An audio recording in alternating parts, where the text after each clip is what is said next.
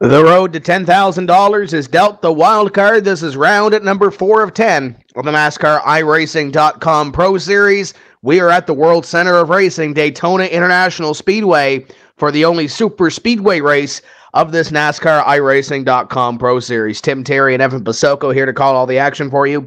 Laura Lawson in the production hauler, pushing all those buttons, making sure we get on the air this evening on LSRTV. And Evan, as we mentioned, this is really a wild card race. Nobody really knows what to expect, and I don't think anybody's going to know who's going to win this race until we give the checkered flag lap 100. Yeah, definitely. I mean, you were running through some of the people in their qualifying positions, and there's a lot of fast drivers mid-pack at the back of the pack. With 43 cars at Daytona, you can guarantee that not everybody's going to make it to that checkered flag at the end of the night. You mentioned the wild card race. Normally, you typically think of that coming late in the season. But yeah, Daytona, the only super speedway race on the schedule, the way that these cars race in that draft and the way that some of these drivers are going to want to capitalize based on some troubles that they've had in these previous races late in the going. It should be pretty interesting, to say the least. And we say wild card. Yes, there is Watkins Glen in the schedule. Yes, we do have a Richmond, a short track in here as well. But this is really the only track that at this point in the season, every 43 cars in this field, they have the opportunity and a chance to win this thing. And it could very well be taken away by a big wreck, maybe a green flag pit stop. Just one little miscue could be the difference between winning and losing here. And we could see a guy, and we saw Justin Bolton earlier in the season win one of these races on pit strategy, but we could see a guy that's deep in the point standings is looking for a great run this evening. Maybe a guy like John Adams or a Dylan Duvall or somebody like that that's proven themselves before, maybe make their way towards the front of this field. This is the perfect opportunity to change it around. And as you mentioned, we go in to some of these races, Evan, thinking, yeah, there's 5, 6, 7 drivers that really worked on their setup. They're really rising to the top. They're really fast. In the first few races, it's been Josh Berry, Chad Lawton, Mitchell Hunt, Rich Doucette. Alex Warren's been strong. Robert Hall won last week. There's about a half dozen to a dozen drivers that could win this thing. Any one of the 43 has the opportunity to tonight. Yeah, definitely, and that's pretty much the great equalizer in real racing as well as on the iRacing simulator. Is that draft, is Daytona, you're full on the gas all the way around unless you're trying to check up, riding in line. It's pretty hectic out there. Again, a lot thinner is this racetrack than Talladega. So you really gotta, pay attention. And for the amount of laps that we have going on tonight, again, 100 laps is no quick race by any definition. So I mean, the drivers really have to be up on their heels and get going for this race, and they have to play it smart. And again, some of those guys starting at the back of the pack to mid pack, they were going to have a tough time trying to navigate that traffic. And you mentioned it could come down to a green flag pit stop. It all depends on if we can even make it that far without piling some of them into that fence. As you mentioned, 100 laps, Evan. This is going to be a long race. And what we're going to do right now is we are going to go trackside for opening ceremonies. We're going to get our national anthem underway here. Oh, say, can you see by the dawn's early light what so proudly we hailed at the twilight's last gleaming, whose broad stripes and bright stars through the perilous fight o'er the ramparts we watched were so gallantly streaming, and the rocket's red glare, the bombs bursting in air, gave proof through the night that our flag was still there. Oh, say does that star-spangled banner yet wave o'er the land of the free and the home of the brave?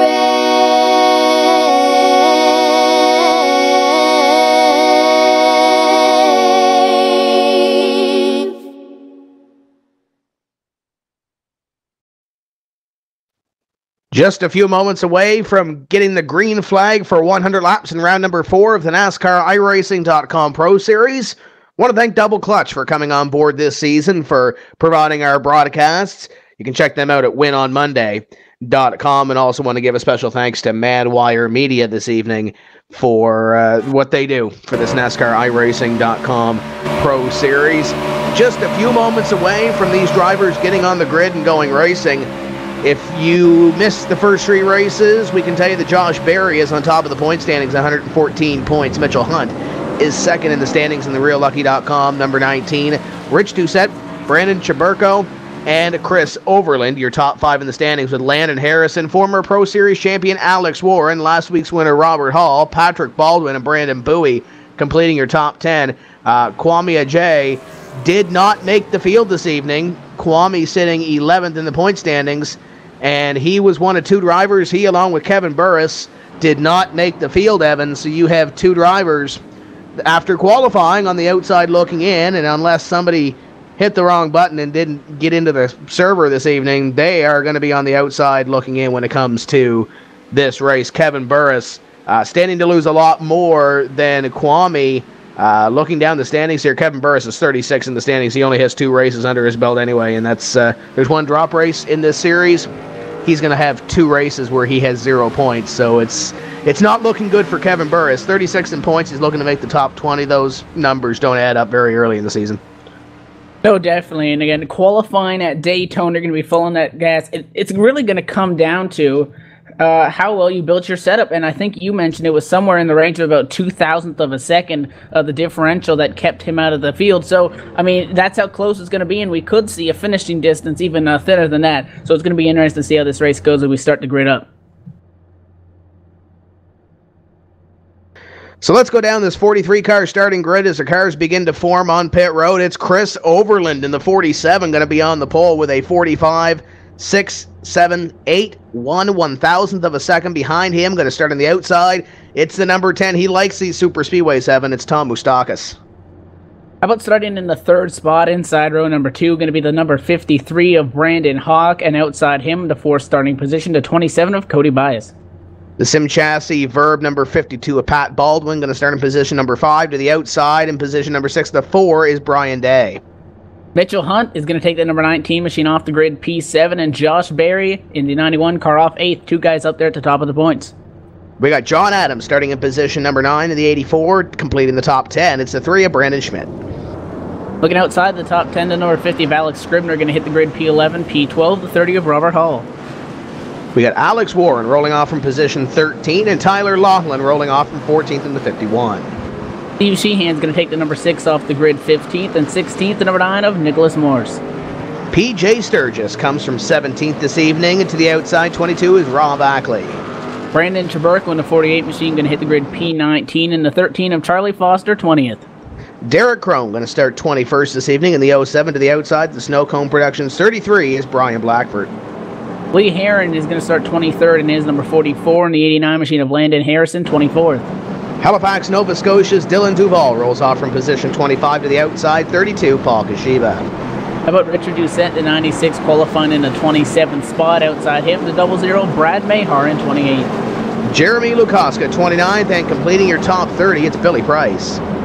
Sasha Wessler in the 31 can hit the grid position number 31, and 32nd to 37 of Stephen Gilbert. 2 drivers, no stranger to super speedway racing and no stranger to sim racing. John Gorlinski rolls off 33rd to the outside, former online 500 winner Trey Edson. How about Justin Trombley taking to the grid position 35th in the 17, and the 26 of Chad Lawton 36, looking to pick up on some bad luck he's had in these last few races. Brandon Atkinson rolls off from position 37 to the outside, winner at Phoenix, Justin Bolton. Then you got Brandon Hoff behind him, the number 23 machine, taking to the grid 39th and 40th spot, the 54 of Brandon Bowie. Ashley Miller, Andrew Fash III, and Shane Miller complete your field. Kwame Ajay and Kevin Burris did not make the show. We had 45 drivers attempt time here this evening. The first racing Ford Mustang pace car going to head to pit road, 100 laps under the lights at Daytona International Speedway. Pace car is in and Overland is on the throttle. Green flag flies and we are underway. Quickly, Overland out to the lead Brandon Hawk on the inside of Tom Moustakas as he tries to take the lead on the inside. Definitely going side by side for the second spot. The 53, Brandon Hawk on the inside lane. Has a little bit of a gap back to the 52 of Baldwin. The top lane trying to get hooked up. That's the 10 of Moustakas with help from the 27 of Bias. However, they can't really get that thing hooked up enough. They're going to get it going here off of turn number 2. But just as the 53 of Hawk gets right up to the back bumper of Chris Overland for P1. The outside line trying to form here is Moustakas, the 27 of Bias. You got the 19 of Hunt and the 84 of John Adams. All to the outside, but it is Overland and Hawk out in front, and they are pushing themselves a little bit closer away from the field. To the outside goes the 53, the 52 of Pat Baldwin, trying to get up here to third, dead even at the line. Give it to the 10 of Moustakas for the third place spot. Cody Bias pushing the 10 on the outside line. 4 cars on the outside near the front of the field. Everybody else on the low side as we completed lap number 1 there, working lap number 2 through 1 and 2. Coming off the corner, you're going to see the 47 of Overland. He's going to step out to the top lane. He's going to go in front of the 10 machine of Tom Moustakas, looking to maybe switch partners. And the 53 of Brandon Hawk's going to say, okay, because he's got now a shot from the 52 of Patrick Baldwin. And here they come down on that inside, going through turns number 3 and 4. So as the 47 of Overland switches partners, he's going to relinquish the lead in the 53 of Brandon Hawk, looking to lead lap 2 here as we work our way into the tri-oval. Here comes the 47 though, Overland with help again from that 10 machine of Tom Moustakas as that outside lane continues to grow. As now the 27 of Cody Bias steps out there as well. We mentioned at the start of the evening, there's 43 drivers who could very well win this race. You're looking at a favorite. Probably the favorite would be the 10 of Tom Moustakas. He's one of those super speedway specialists when it comes to building setups and those little nuances with the car and the nuances with the draft. Trying to get himself to the front of the field. Him and his teammates are going to be good this evening. You better believe that number 10 is going to be at the front of the field unless something happens to take him out of contention. The 47 of Overland has the help of Moustakas on the outside line. The 53 of Brandon Hawk on the inside has Patrick Baldwin to his tail. It's going to be Overland leading this lap. Moustakas second, as Brian Day now in 5th has Josh Berry to the back bumper. Brandon Schmidt moving up a little bit here as he's going to move to the inside, and he's going to pick up 2 or 3 spots as Overland up front goes to the inside. Moustakas on the outside, and with no help, he will be going backwards down the back straightaway. It looked like those guys were getting it going there on that top lane, starting to get past that inside lane there when they got the runoff corner exit. Like they were able to stick with each other and get hooked up and stay hooked up a lot better. But then evidently the 47 of Overland, once he got up there, going to drop back down and get back with now the 53 machine up at the front of the field there. They're going to go 1-2 this time by that start-finish line. Again, the 10 of Tom Moustakas all the way to the back now until he reaches the 19 of Mitchell Hunt. Mitchell Hunt with his drafting partner are going to look to the outside lane, going in 1 and 2, which means we're 3 wide at Daytona. That can get pretty close to 19 of Mitchell Hunt is scraping that outside wall. They're all over the place coming off 2, but they hang on. He's got John Adams all up the back of the RealLucky.com number 19. Now John Adams falls back. Mitchell Hunt going to fall back a little bit here, but it might be a little bit of a sigh of relief as the 13 and the 84 nearly make contact. They got the 44 of Lee Heron behind them, so it looks like that outside line going to start to form again with Charlie Foster behind the 84. Now the 44 of Heron goes to the inside, so he's going to abandon them on the outside. The 1984, possibly 13, might be going backwards here, but Steve Sheehan going to hop to the outside as well, trying to make something happen. They got one more friend up to the outside near the front of the field. That is Tom Moustakas in the 10. Moustakas is really the only driver that's really been able to get to the outside line and make something work here. And now you're going to see the 3 machine step out, so that's Brandon Schmidt. I think he recognizes the speed in that 10 car. He's going to step out down the back straightaway. He wants to work with him now, so let's see how this works. Going into turn number 3, the 10 is going to try to set up on the back bumper of that 3 machine. They're going to get hooked up here on the top. As you see, those guys on the inside lane aren't necessarily bump drafting all the way around, and here they go with a big rump. Now the 47 of Overland is going to come up and block. He's going to get a shot from the 3. The 10 is going to have to get off the gas. So the 47 of Overland comes up to block that big run. That checks them up, and now Mitchell Hunt making an aggressive move. He wants to go 3 wide again. Hesitant is the 84 of John Adams. John Adams not going to hop up with them, or with him rather, on the top line quite yet. Mitchell Hunt is stuck up there for now. It looks like he's going to try to come down back into the middle, but now he's got another car challenging for that inside lane, trying to follow that 10 machine of Moustakas, I do believe is the 44 car. Where did Steve Sheehan come from? Sheehan in the 6 is moving up a few spots. He's up in the top 10 now, or scraping the surface of the top 10 as they'll come across the line this time, complete 7 laps. Sheehan started back in position number 15. The 6 car at the end of this lap will move up to position at number 9. So Sheehan making his way to the front of the field as they are side by side for the lead. Brandon Hawk led that lap, but here comes the 47 of Overland with help from the 3 of Brandon Schmidt. Schmidt trying to take away a lap lead here this evening to try to get himself a little bit closer to the top of the point standings. 3 wide now as Schmidt goes to the outside. 47 in the middle, 53 down low. Oh boys, this could be large. Going into corner number 3, the 10 of Mustakas loose in the middle, and Schmidt is going backwards. Tried to make that move on the 47 of Overland, just nobody went to help him, and all the way back he goes on that top lane. And now as we work our way coming into the trial, we're here going to continue to lose spots as the 6 machine's going to go around him, and the 19 of Mitchell Hunt's going to go around him. And now the 3 car's going to drop back in line right there. Mitchell Hunt had a great run up there at the front. Remember, before the 47 of Overland blocked him, so I'm sure the 19 knows he has a fast car, wants to get back up front. But how about Chris Overland in that 47? He's been on the front row ever since we took the green flag as he took that pole, but he keeps switching from the top to the bottom, from the top to the bottom. He hasn't had to push anybody yet. I think he's testing the waters to see what he can do. The 44 of Lee Heron takes a look to the outside, and the 6 of Steve Sheehan wastes no time and takes his spot in the middle. So now the 44 is going to get washed out there on the top going through 3 and 4. We're at the point in the season. This is round number 4 of 10. There is one drop race in this series, but if Chris Overland can have a great run this evening, it could really solidify himself a place in the top 20, or at least at this point in the season, as long as he doesn't balk the rest of the year. This could really solidify a guy like Chris Overland to be in that top 20 come the end of the season and trying to lock yourself into the NASCAR iRacing.com Series World Championship. Overland runs 5th in the standings, 1st on the racetrack right now, and currently is in line to lead the most laps and get an extra bonus point here this evening. So Overland looking good. Brandon Hawk pushing him. Here comes Pat Baldwin. They're 3 wide at about 8th place is John Adams and the 19 of Mitchell Hunt and Josh Berry, your point leader. We're going at it, and now Adams falling back. Lee Heron and Alex Scribner to the inside of the 84 of John Adams as we come across the line here. 10 laps completed of the 100 to run. We've got about 4 cars there forming up on that top lane. John Adams, the last one in line. You look at who's leading them. Again, the 10 of Tom Mustakas, who's been out there on the top lane a lot tonight. You mentioned the 6 of Steve Sheehan, after starting 15th, finds himself 7th place. So he's making quick work at his racetrack. And then the 19 of Mitchell Hunt also up there along with John Adams. Again, the 4th car in line there on the top, trying to make something work. Those guys do have some fast cars on the outside lane. The only thing is, can they catch that 47 off guard? Well, the 53 of Brandon Hawk is going to step out now up at the front of the field. So now we're going to go 2 wide all the way back through the top 10 as he steps out on Overland. Looked like he was going to get a run.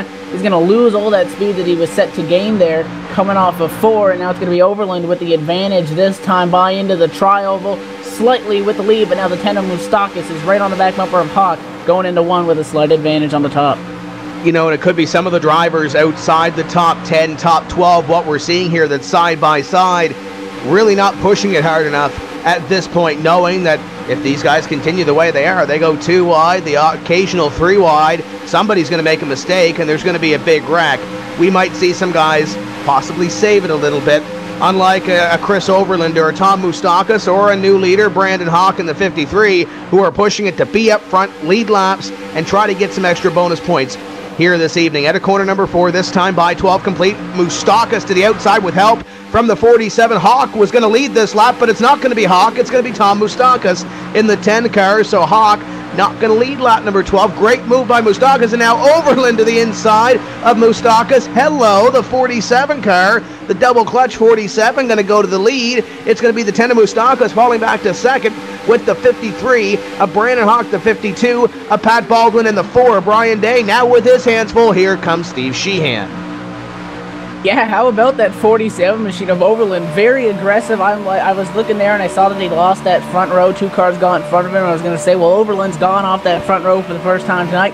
Steps right out with the 10 of Mustakas. Mustakas gets what he wanted. He wanted a bonus point for leading the lap. And then right out of the tri-oval, the 47 takes his nose there to the inside, asserts his position, and now he's back to P1. So very aggressive driving by the 47 of Chris Overland, showing what he's got under the hood of that machine for tonight's race. Currently working under the green flag at lap number 14, the 53 of Brandon Hawk is going to think about going to the outside lane. Hasn't committed, coming off a 2. Now he's got the run on the 10, tries to get some side draft off of Moustakas there, near contact, but now they come on the top, and he's got the 6 of Sheehan in tow. The outside line beginning to form a little bit as the 19 and 84 continuing to mix it up. 19 of Mitchell Hunt to the outside as Brandon Hawk going to go to the lead with a little bit of help from Steve Sheehan. The 47 fighting back on the inside, but the 53 sponsored by RacerBoost.com going to take the lead here. The 6 of Sheehan going to fall into line here, maybe. 47 of Overland looking on the 6 as Sheehan going into corner number 1.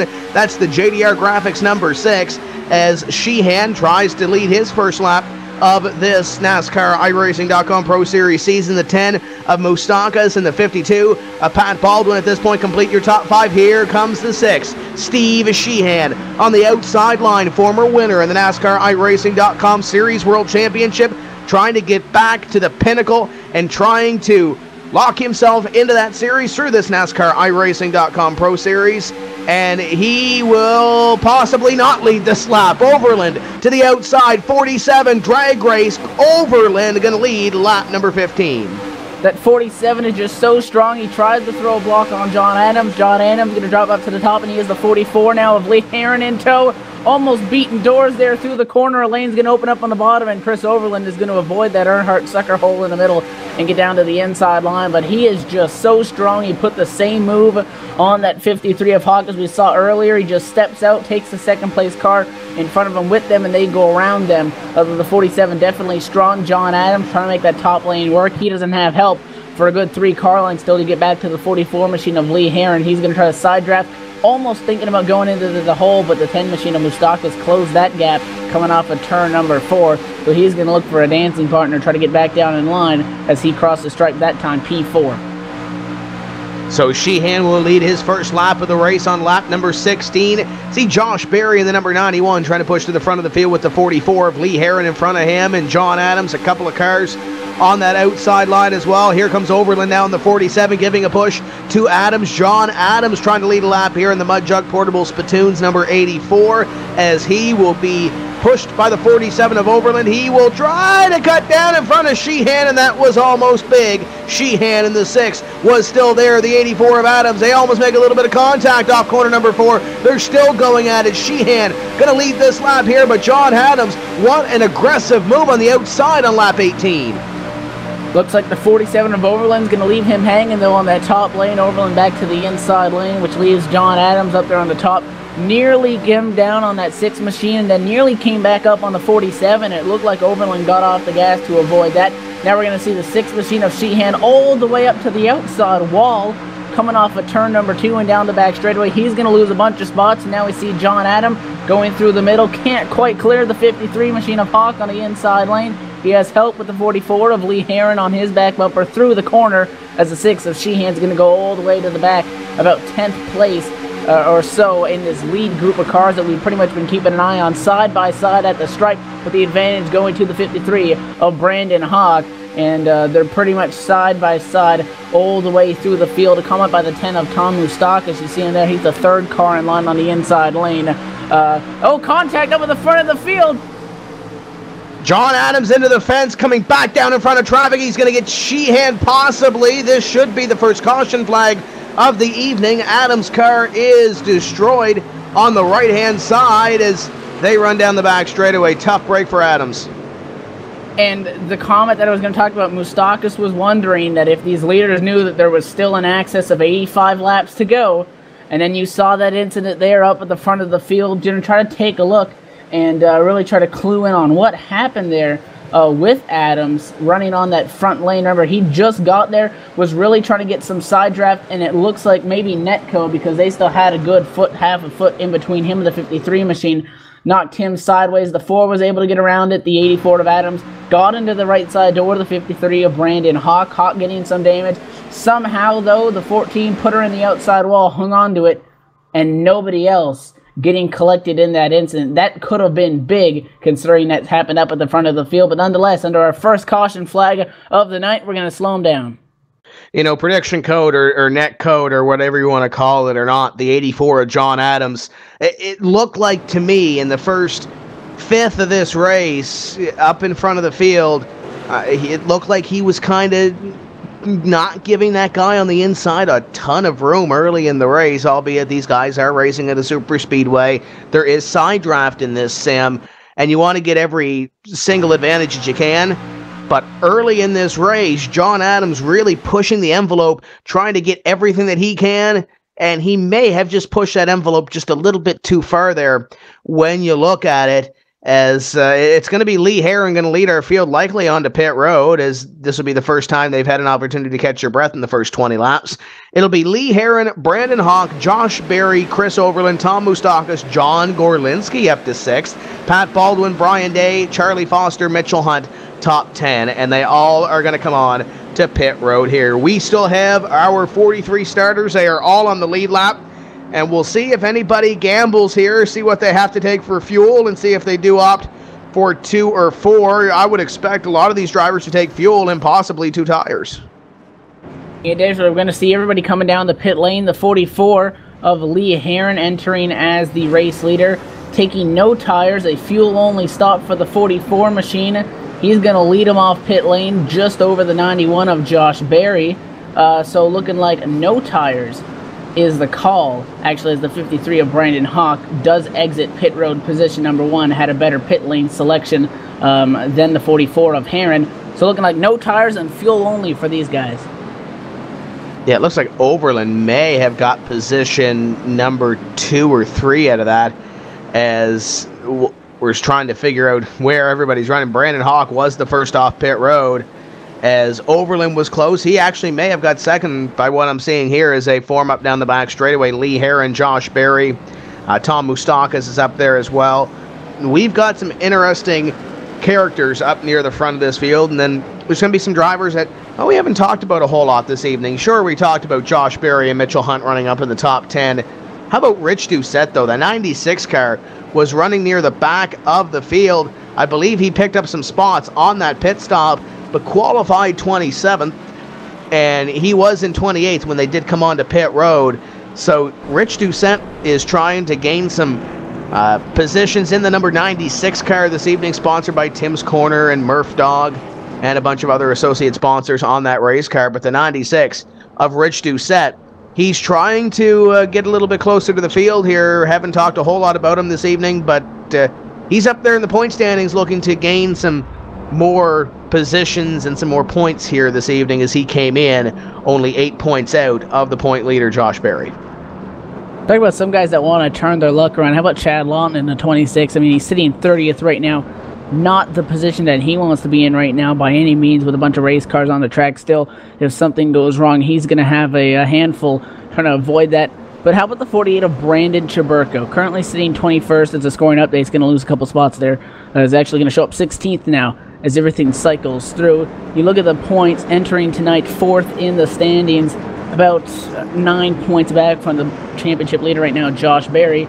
Brandon Chaburko, not by any stretch of the imagination, has been a front row runner in these first races, and now tonight the 4th race. He's really picked up his spots. We touched on it at Phoenix right before everything went crazy there at the end of the race. So was running about 20th spot and managed to pick up another top 10, maybe a top 5 out of that thing. So that 48 machine, this is a race that he could really contend for the win, but it's interesting to see how he's been doing so well, even though his car really hasn't been dominant over everybody else throughout these first few races here. So it really just shows you that you really got to keep your nose clean the way these races have gone, almost a survival of the fittest atmosphere to them. As we are doubled up, the 53 and the 47 going to make up row number 1, and the lights are off on the Ford First Racing Mustang pace car. So we're going to be looking for the green flag this next time by, and we're going to come to take lap number 23.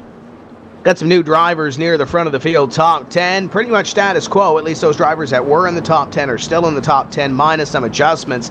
It is Brandon Hawk, Chris Overland, Lee Heron, Tom Moustakis, Josh Berry, top 5. Brian Day, Charlie Foster, John Gorlinski, Steve Sheehan, Brandon Schmidt, top 10. We mentioned Rich Doucette running 20-something, back half of the top 20 or back half of the top 30. Rich Doucette is now 11th place, so he used a little bit of pit strategy to get himself into the top 15 with PJ Sturgis, Jeremy Lukoska, another driver. Chad Lawton was at the back of the field, as was Dylan Duvall.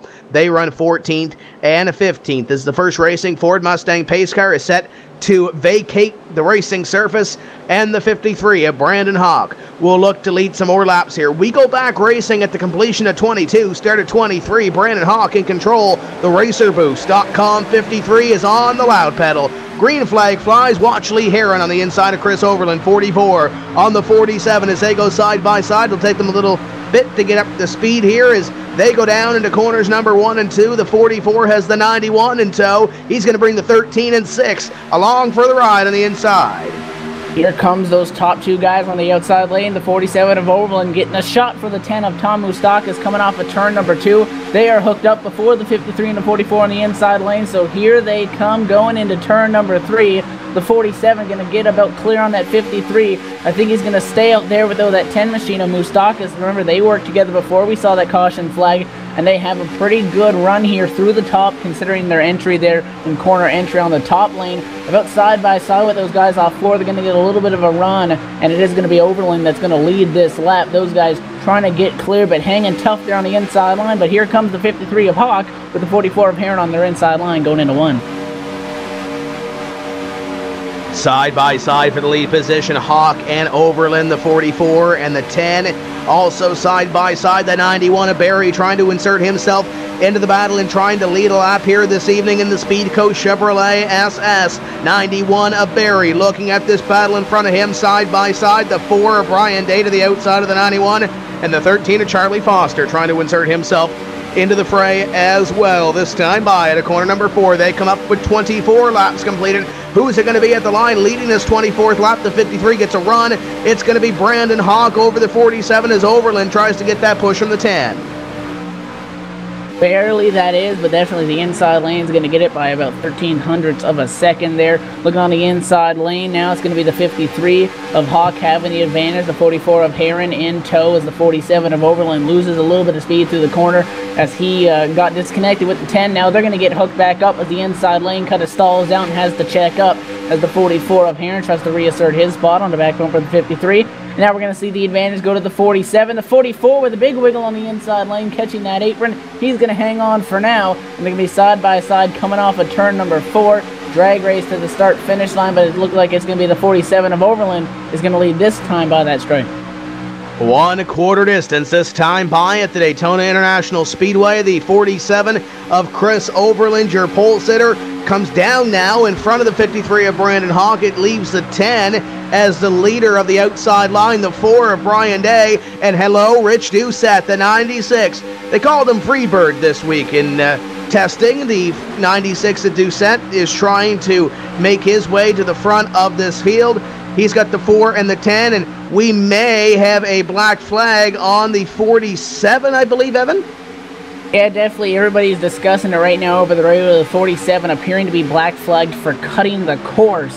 The officials trying to figure that out right now in a developing situation, but that's what the driver's currently talking about in the chat, believing that it may have been some sort of glitch with the system because that 47's been on the racetrack this entire time. So they sort things out. He's not getting off the track at all because he's going to stay there P1, but if it doesn't get cleared by race officials, he's going to have to come down pit lane from that lead spot. He's looking like he's going to move up to the outside lane with the 10 of Moustakas, so he's confident in them getting rid of it, but so far it has not been cleared. Actually, it's the 53 machine of Brandon Hawk. He's on the inside lane, so that was when he was up front, and there it has just been cleared by the iRacing officials. So, I mean, both of those guys, for the matter, were on the racetrack the entire time in some sort of system error, but that's been all cleared up, so the 53 of Brandon Hawk, rather, is going to stay out on the racetrack and continue to battle up front. Yeah, and that's great for the iRacing officials to look at that and clear that black flag. Usually they don't do a whole lot of that in this or the NASCAR iRacing.com Series World Championship, but kudos to them for going back and taking a look at that. The 53 will remain in the lead pack, and right now battling for position number 3 with the 44 of Lee Heron, the 96 of Rich Doucette, the 4 of Brian Day, and the 47 and the 10 are locked up tight up front, Overland and Moustakas. But here comes Heron, and here comes the Tim's Corner Motorsports. Number 96 of Rich Doucette to the outside line, side by side at a corner number 4. 47-44, dead even. Who's it going to be at the stripe? Lee Heron trying to lead his first lap this evening, and he will on lap 28. Yeah, he got that with help from the car in tow there. The 96 machine of Richard Doucette helped him do that. The 44 is clear of Overland. Does he jump down to the inside lane, or is he going to stay up with the 96 machine? He's thinking about going to the inside. He's going to decide to stay up there. Coming off of turn number 2 as the 96 gets back on his back bumper. And how about the 6 of Steve Sheehan? Sheehan on the back, making this almost a 3-car tandem up at the front. 44 tries to move down. Now the 6 is in front of the field. Steve Sheehan up into the wall in front of the field, and they're going to stack them up in 3 and 4. This is the big one. Josh Berry, your point leader, involved in this one. Mitchell Hunt may have got the wall. The 13 of Charlie Foster. 53 of Brandon Hawk tore up. The 48 of Brandon Chaburko is tore up. There's a lot of your front runners that have just bit the bullet here at the Daytona International Speedway, and it all started up in front with the, I believe, the 6 and the 47 up in front of the field, Evan. Yeah, and we were taking a look at those guys on the top lane, those 3 cars, the 44, the 96, and the 6 on the top. As you take a look at the replay here, 44 came down knowing that his drafting partner was clear. 96 machine, rather, Richard Doucette, second place. He was clear of the 47, so they were going to move down and leave pretty much the 6 out to dry. And the 6 machine of Steve Sheehan, not like it was close, just did not see that 47 at all, and just completely cut down on him as he kind of followed the back bumper of that 96 car in second as they started to progress to the inside line. And the 47 of Chris Overland had a couple of feet there to that double yellow line on the inside lane. Maybe caught the 6 off guard as well, but nonetheless, 6 goes sideways, up back into the field. The 47 does a good job of hanging on to it, but they all pile it in, and you mentioned the current points championship leader, Josh Berry, involved in that as well. Second caution of the night out. Yeah, he went for a wild ride, did Josh Berry in the number 91 car. We'll see if these drivers do decide to come down pit road up in front. It's been about 10 laps or so before they have come on pit road. It's Lee Heron, Rich Doucette, Chris Overland, Tom Moustakas, and Brian Day, your top 5. And we are going to have some drivers stay out in the racetrack. Moustakas and Day stay out. Everybody else, it looks like within the top 10, is coming on to pit road. And we'll see see how this pans out here as Lee Heron into his box, and it looks like he is taking fuel only again. He's down and away. You're going to see how he comes out off the pit lane. He's not going to exit quite where he wants. He's going to get around the 27 machine, and as they work their way down off the exit, is going to, I do believe, lead the field off of the pit lane. Actually, no, the 10 of Tom Moustakas already out, but Lee Heron going to exit again. Another quick stop, so these guys are still on the tires that they came down with. Interesting enough to note, the 96 of Richard Doucette entered pit road with about 10 spots different than Heron, and now he finds himself on the back bumper of Heron as they exited the pit lane. So Lee Heron not with a quick stop at all, as he has about, I want to say, 4 or 5 cars in front of him as they exit the pit lane. And that may be as well. I believe Rich Doucette is pitted before the start-finish line because he qualified so dismally this evening, so that may be a little bit of a discrepancy when you look at those standings as they came across the stripe. But Tom Moustakas, Brian Day stay out. There's only 10 laps difference on the fuel between those drivers and the drivers that did come on pit road. When you look at it, tires not a factor here this evening. Robert Hall is also going to stay out on the racetrack in the 30 car. But it's going to take a lot of contenders out of this race. You have to hate it for Steve Sheehan. He's one of the nice guys of this series, and I'm sure if there's anybody that's upset about this wreck, Steve Sheehan is probably more upset at himself than anybody else is right now. Sheehan is probably not going to finish this race, and this might be, and we mentioned it earlier, this is a 10-race series. There is 1 drop race in it. But if you had a bad race already this season, and then you come here and you have a bad race, it could very well be the death nail in the coffin.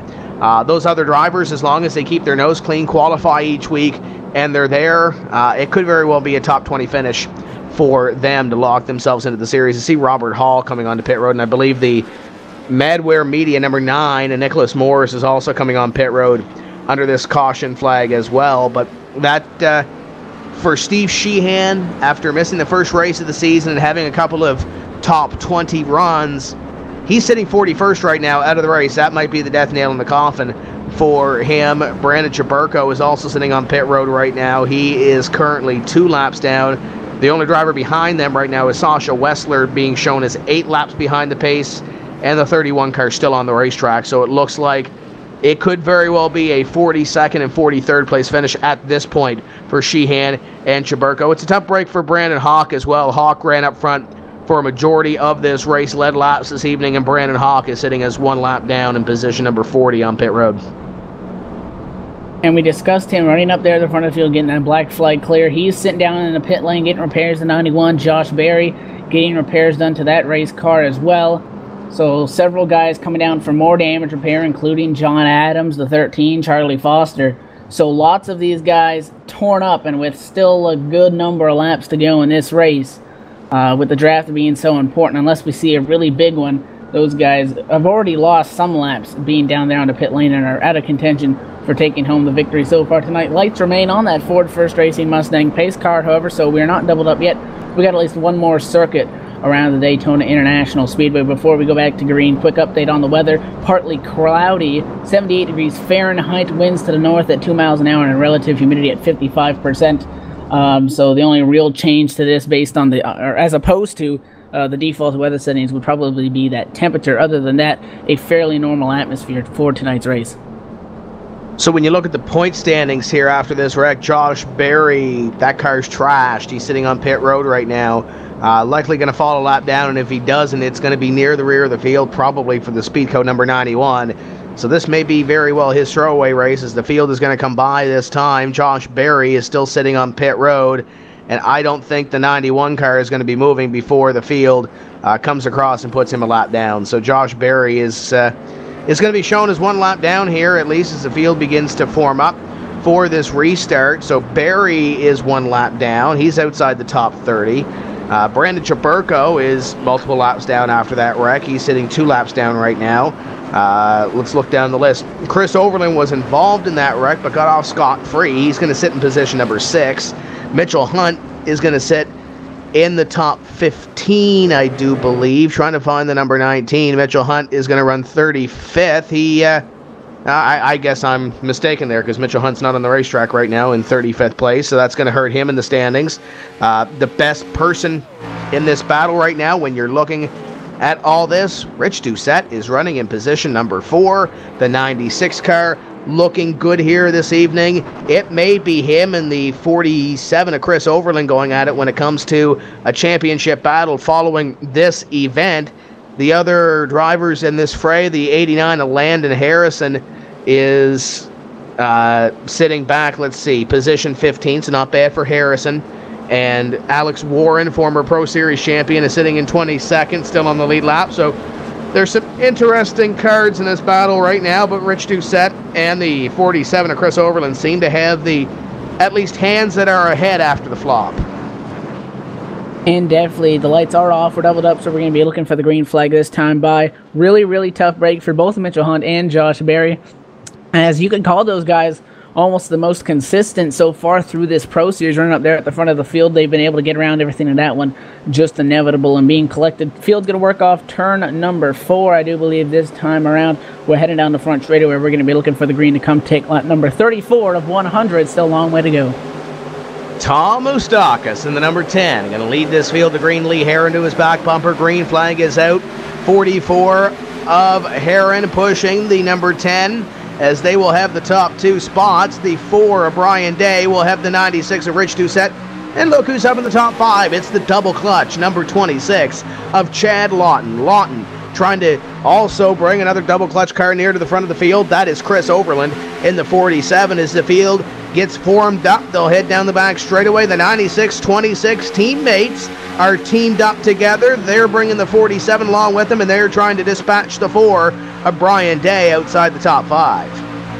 They're going to try to make some work there on the outside lane. The 47 of Overland having trouble on corner entry all the way up to the wall. He's going to drop down back in line. Now the 96 and the 26 is going to clear the 4 of Day. They're going to come back down to the inside lane, and they're going to single file out all the way back until the 47 of Overland, because he has company with the 21 of John Gorlinski looking to the top. 36 of Justin Bolton in tow. They're going to try to make some work on the top.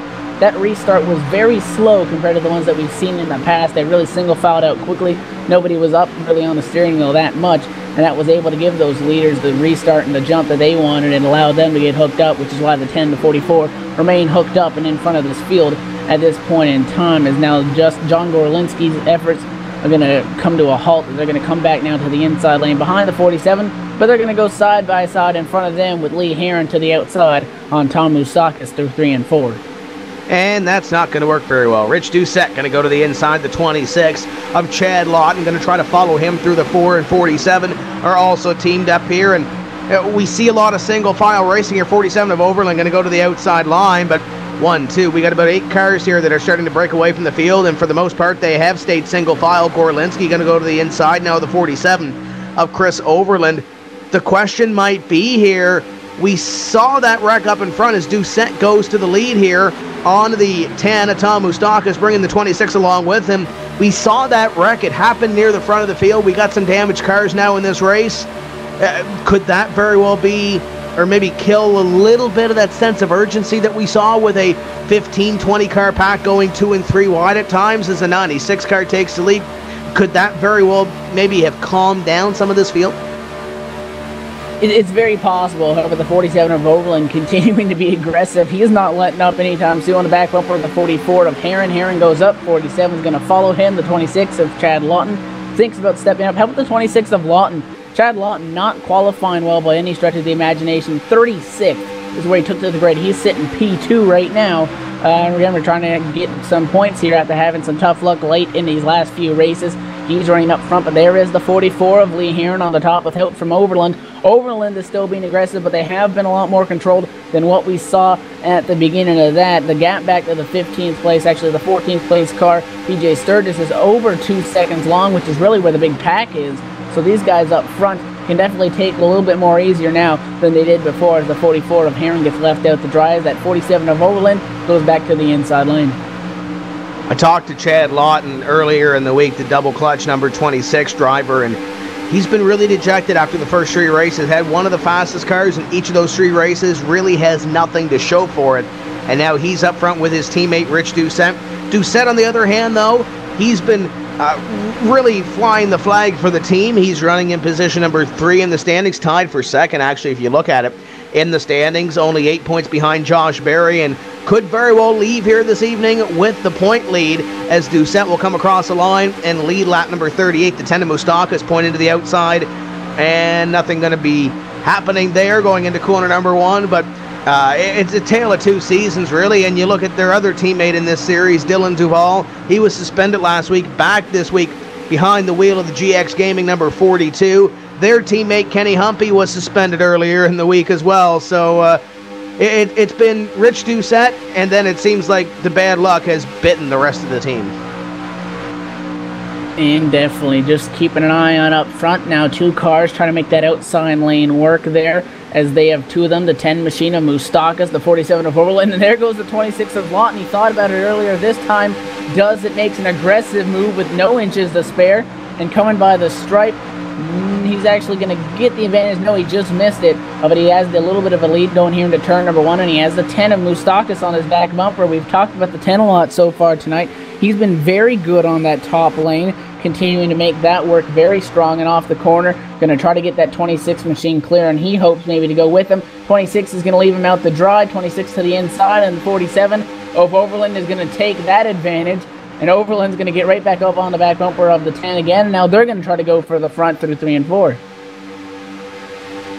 Overland trying to push Moustakas to the lead. Chad Lawton trying to lead his first lap of the evening. Who's it going to be at the stripe? The 26 gets the run, the momentum, and the point for leading the lap on lap number 40, as Chad Lawton will lead that lap. 60 laps remaining as Moustakas to the outside line. He is falling backwards. Brian Day moves to 3rd. It's 3 wide behind them. And look who's making his way up to the top 5. Enter Dumpy. John Gorlinski into the top 5, and he's bringing Justin Bolton along with him. There's 2 names that we haven't talked about that are looking at a top 5 run here. You're not sure why, but the 10 of Moustakas pretty much waved Overland off and said, quit pushing me, I want to drop back, and he stuck it there up against the wall and dropped back, so he's no longer in that the battle right up at the front of the field, but has not lost this lead draft of race cars. Right now, the lead draft is growing from what it was beginning. First 13 cars on a racetrack within about 0.8 of a second of each other. That is everybody up here. 13th place car, the 22 of Rob Ackley, near the back of all that. And then the second pack, almost 3 seconds back, is led by the 14th place car, the 3 of Brandon Schmidt. So for the first time tonight, things really separating out into two major packs so far, but all the action appears to be up front here. Now we're going to go side by side for the lead again, because the Ford of Brian Day now has help with the 36 machine of Justin Bolton. They're going to go into turn number 3 side by side, 2 rows deep.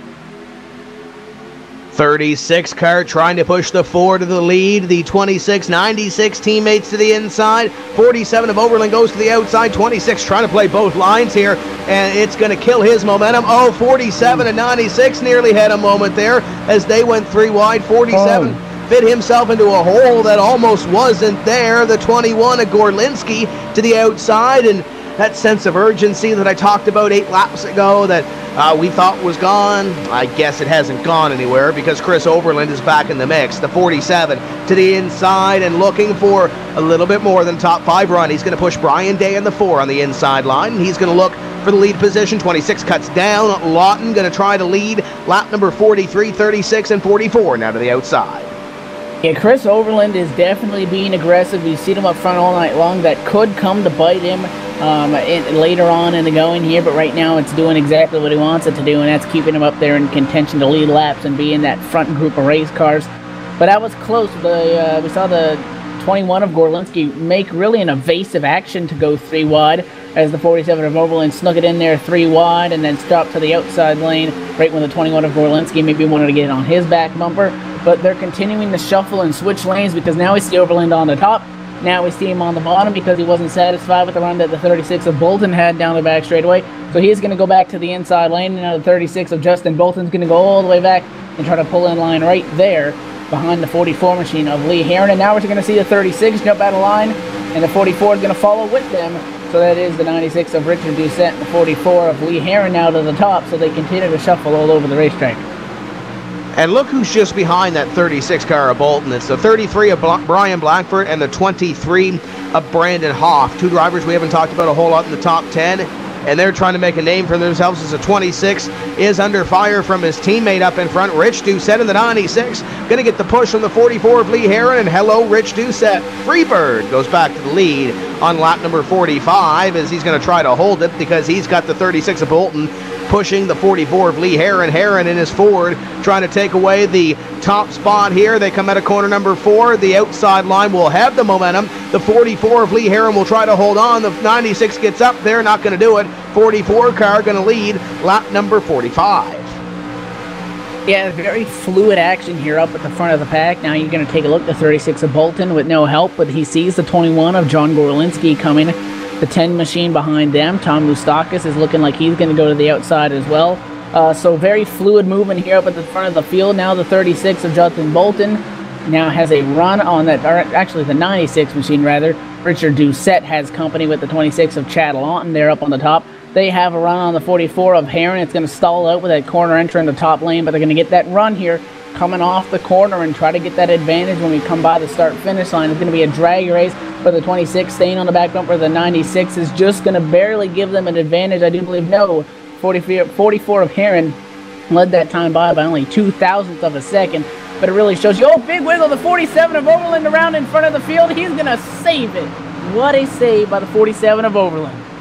And impressive by the guys behind him to not pile in to the 47 of Chris Overland. That could have been large, and large in a hurry, as they'll go by the 13 of Charlie Foster to put him a lap down. But everybody behind 4th place just had to catch their breath. Wow. Rich Doucette going to go to the lead position. The 26 of Chad Lawton and the 44 of Lee Heron side by side. Justin Bolton now in a 4th, and it's going to bottle up some of our field. The 21 of Gorlinski going to find his way to 5th around the 10 and 47. That was an amazing piece of driving by the driver of the number 47 of Overland. I don't think it would have worked out, however, if they were in a big pack like they were about 2 laps prior to that. Things kind of stranded out a little bit right when that happened, so I guess that was convenient timing for the 47. The 21 of Gorlinski made a good job of getting his way around him and not getting into the back of him, getting on those brakes and avoiding that. But a great piece of driving for those guys is up front. The action starts to settle down now, as about 3-4 cars have a little bit of a gap back to the 5th place car. Those guys riding single file from 5th on back for the time being. Going to try to catch back up to the race leaders, but the 26 of Lawton with the 44 coming into the trial. The 26 wants to go with the 96 machine, so that's going to be Doucette and Lawton on the top, and they're going to leave the 44 of Heron out to dry on the inside lane. Going to clear him here going into 1 and 2. Not quite, actually. The 44 is going to keep his nose there. Too close for them to want to jump down right now. They're going to get the run off the corner, and there they go down to the inside lane. So again, the sense of urgency, the 47 machine of Overland's been aggressive all night long, and he may want to back off that gas a little bit after that close call. I don't think the words back off are in Chris Overland's vocabulary, but I'm sure we're going to find out here in the second half of this race as we come up this time by 49 laps of the 100 complete. And I believe we're going to also see this lead pack come back together, and we're going to have another 10 cars in this lead pack. We did have a couple of drivers fall off the lead pack, which could very well make this field a little bit bigger as we have a swap for the lead up in front. It's going to be Rich Doucette going back to the lead position, the 26 of Chad Lawton falling back a little bit here, but it was 12 cars. Rob Ackley and Billy Price were on the lead pack. They have fallen back to really what is the second pack now that goes from 11th all the way back to, let's say about 35th place. There's about 3 seconds or so between 11th and 35th right now, and then the top 10 have separated themselves. So we could very well be seeing a 30-plus car pack here very soon if this thing continues on the way it is, because that second pack is very large. And definitely drivers starting to come over the radio, and they are beginning to discuss fuel strategy, when they want to come down pit lane, who they want to come down pit lane with. We're hearing possibly that the 3 machine of Brandon Schmidt is going to be coming down somewhere around lap 60, as they have passed the halfway point in this race now on the downhill side of things from here on out to the checkered flag. So keep an eye around lap 60 for these guys to come down to pit lane and get the remainder of the fuel, fill those things up, and get set for the finish here as they continue to swap up front. Doucette still in front. The 44 of Heron, however, is going to go from the second position all the way back to 4th, as the 26 of Lawton is on his inside lane, and the 36 of Moulton is hooked up with the 96 of Doucette right now, P1 and 2. So Rich Doucette leads it halfway as they'll come by this time and put a lap on the 84 of John Adams. Adams will be the first driver 1 lap down, as he is scored in position number 36. Charlie Foster still on the racetrack. Sasha Wessler still on the racetrack, 7 and 8 laps down respectively. And Brandon Hawk actually just pulled out onto the racetrack. He is running in position number 39. Everybody else is out of this event as we run on lap number 52, and Rich Doucette has company, the 36, the 26, and look at the pack that has caught them. Our pack of what was 12 before Overland's little bobble is now 10, and Overland back in the fray. We'll see what happens here. 3 wide, going down towards corner number 1, the 47 of Chris Overland here, trying to fill a hole on the inside of the 36 and 44. Overland is going to be back to 3rd, and the 44 nearly hooked the 36 in the middle of the corner. 36, Bolton wanted to get to the inside lane, but he sees the 21 of Gorlinski there. He's going to think about it now to the inside of Overland and just clear of Gorlinski. So another close call there. Down the back straight, we have Justin Bolton aggressively trying to get back to the inside lane. Now the 47 of Overland. He's waiting to get in behind Gorlinski in the 21 machine, those 2 yellow cars. Gorlinski thinks about coming up high, not soon enough, and now the 47 machine was going to go 3 wide. The 21 now back down to the inside lane, and now the 47 and the 44 are going to get a 2-car tandem going. They're up on the top lane and try to make something work. The 44 is going to back off on corner entry, so those cars on the top lane trying to work things out. But you mentioned we've gone from 4 cars to 10, and again, almost 4 seconds back until that really big pack of cars, as they only continue to lose time on our leader, surprisingly, despite the number of cars that they have in that group, as the 96 machine of Doucette continues to lead right now up front. We'll see if the 47 can mount a charge in that outside line. He's got Lee Heron there. The 36, Justin Bolton, continues to flash a half nose to the outside, maybe trying to get some air in it. Now the full body of that race car goes to the outside. He's going to be pushed by the 47, and the 44 is the 21 of John Gorlinski. Takes that hole on the inside line. It's going to be 21 and 36 side by side for position number 3 is the 96 and 26. Continue to lead, but now the 36 going to gain some momentum on the outside line. The 47 of Chris Overland going to give him a push. 10 cars down the back straightaway on lap number 55 of 100. We are closing in on, or we are in the second half of this race. 45 to go this time by, and look at the move by Justin Bolton. He's going to bring the 47 along with him. It's going to be the 36 to the lead position. Now, what does the 47 have left on that outside line? Does he have enough momentum by himself to take the lead? I don't think he's going to get there. 96 to Doucette pushing the 36. It's going to be Justin Bolton leading lap 55. He's going to come by again with the 96 machine of Doucette now behind him, sitting 1-2 on the inside lane. But it looks like the 47 and the 44 are trying to push a lot more. They have to do that to keep up on the outside lane. It's a longer way around the track, and they really stall out on corner entries. They kind of got to go up a hill as that inside lane drops down. 36 to the outside. He wants to be a part of the high lane. The 47 of Overland doesn't want anything to do with that. He's going up to the top now with the 44 in tow. Now we're going to go 3 by 3, too deep, as each guy has a drafting partner there. The 96, 26 on the inside, 36 and 21 on the on the middle, and the 47 and the 44 on the top, real close, coming off of turn number 4. A slight advantage to Doucette, but here comes those top 2 lanes, 3 wide at the stripe. They're going to have the 96 leading the 26 and the 21 on the inside line. That low line, the place to be on that exchange. The 47 of Overland going to fall back outside the top 5. The 4 of Brian Day going to push his way back in, as will the 33 of Ryan Blackford, with Brandon Hoff to his back bumper. 96, 26, 21. Your top 3 on the inside line, with the 36 and 44 on the outside of Bolton and Heron. Down the back straightaway, lap 57. Being worked on the board. The 4 and 47 now side by side. 2 double clutch cars as the 4 of Brian Day tries to take it away from the 47 of Overland. In this pack as well, you have Brian Blackford, you have Brandon Hawk, and Tom Moustakas. Everybody else from 11th on back not in this pack, as they put a lap on the 13 and 53 cars as they make contact as they went around the lead lap cars. That was almost big. Yeah, the 13, Charlie Foster, was in the wall and couldn't get off. He's now riding the apron, him himself about 8 laps down, as he now allows that second pack to go by him. That could have been close if he tried to get that thing off the wall a little early and that thing came shooting off and spun in front of those guys. So a close call for sure, but now it's the advantage to the 36 of Justin Bolton. Now, however, it's the 44 of Lee Heron on his back bumper, so nobody really has a set partner. Everybody going all over the place. The 47 giving the 44 machine a tap. Lee Heron getting some help from Overland. Will they try to make it 3 wide down the back straightaway and into the corner? Rather by the start-finish line. 44 going to back off the gas a little bit, and he says he wants to stay behind the 36 of Justin Bolton. So we're still 2 lanes for now, but the 47 of Overland continues to try to get stuff to work here as the race continues to move on. 00 on pit road. Brad Mayhar, Stephen Gilbert, Trey Edson, Justin Trombley, Charlie Foster. 5 cars on pit road to begin our green flag pit stops. We should see the 26 of Chad Lawton in this time by. Watch your leaders. The 26.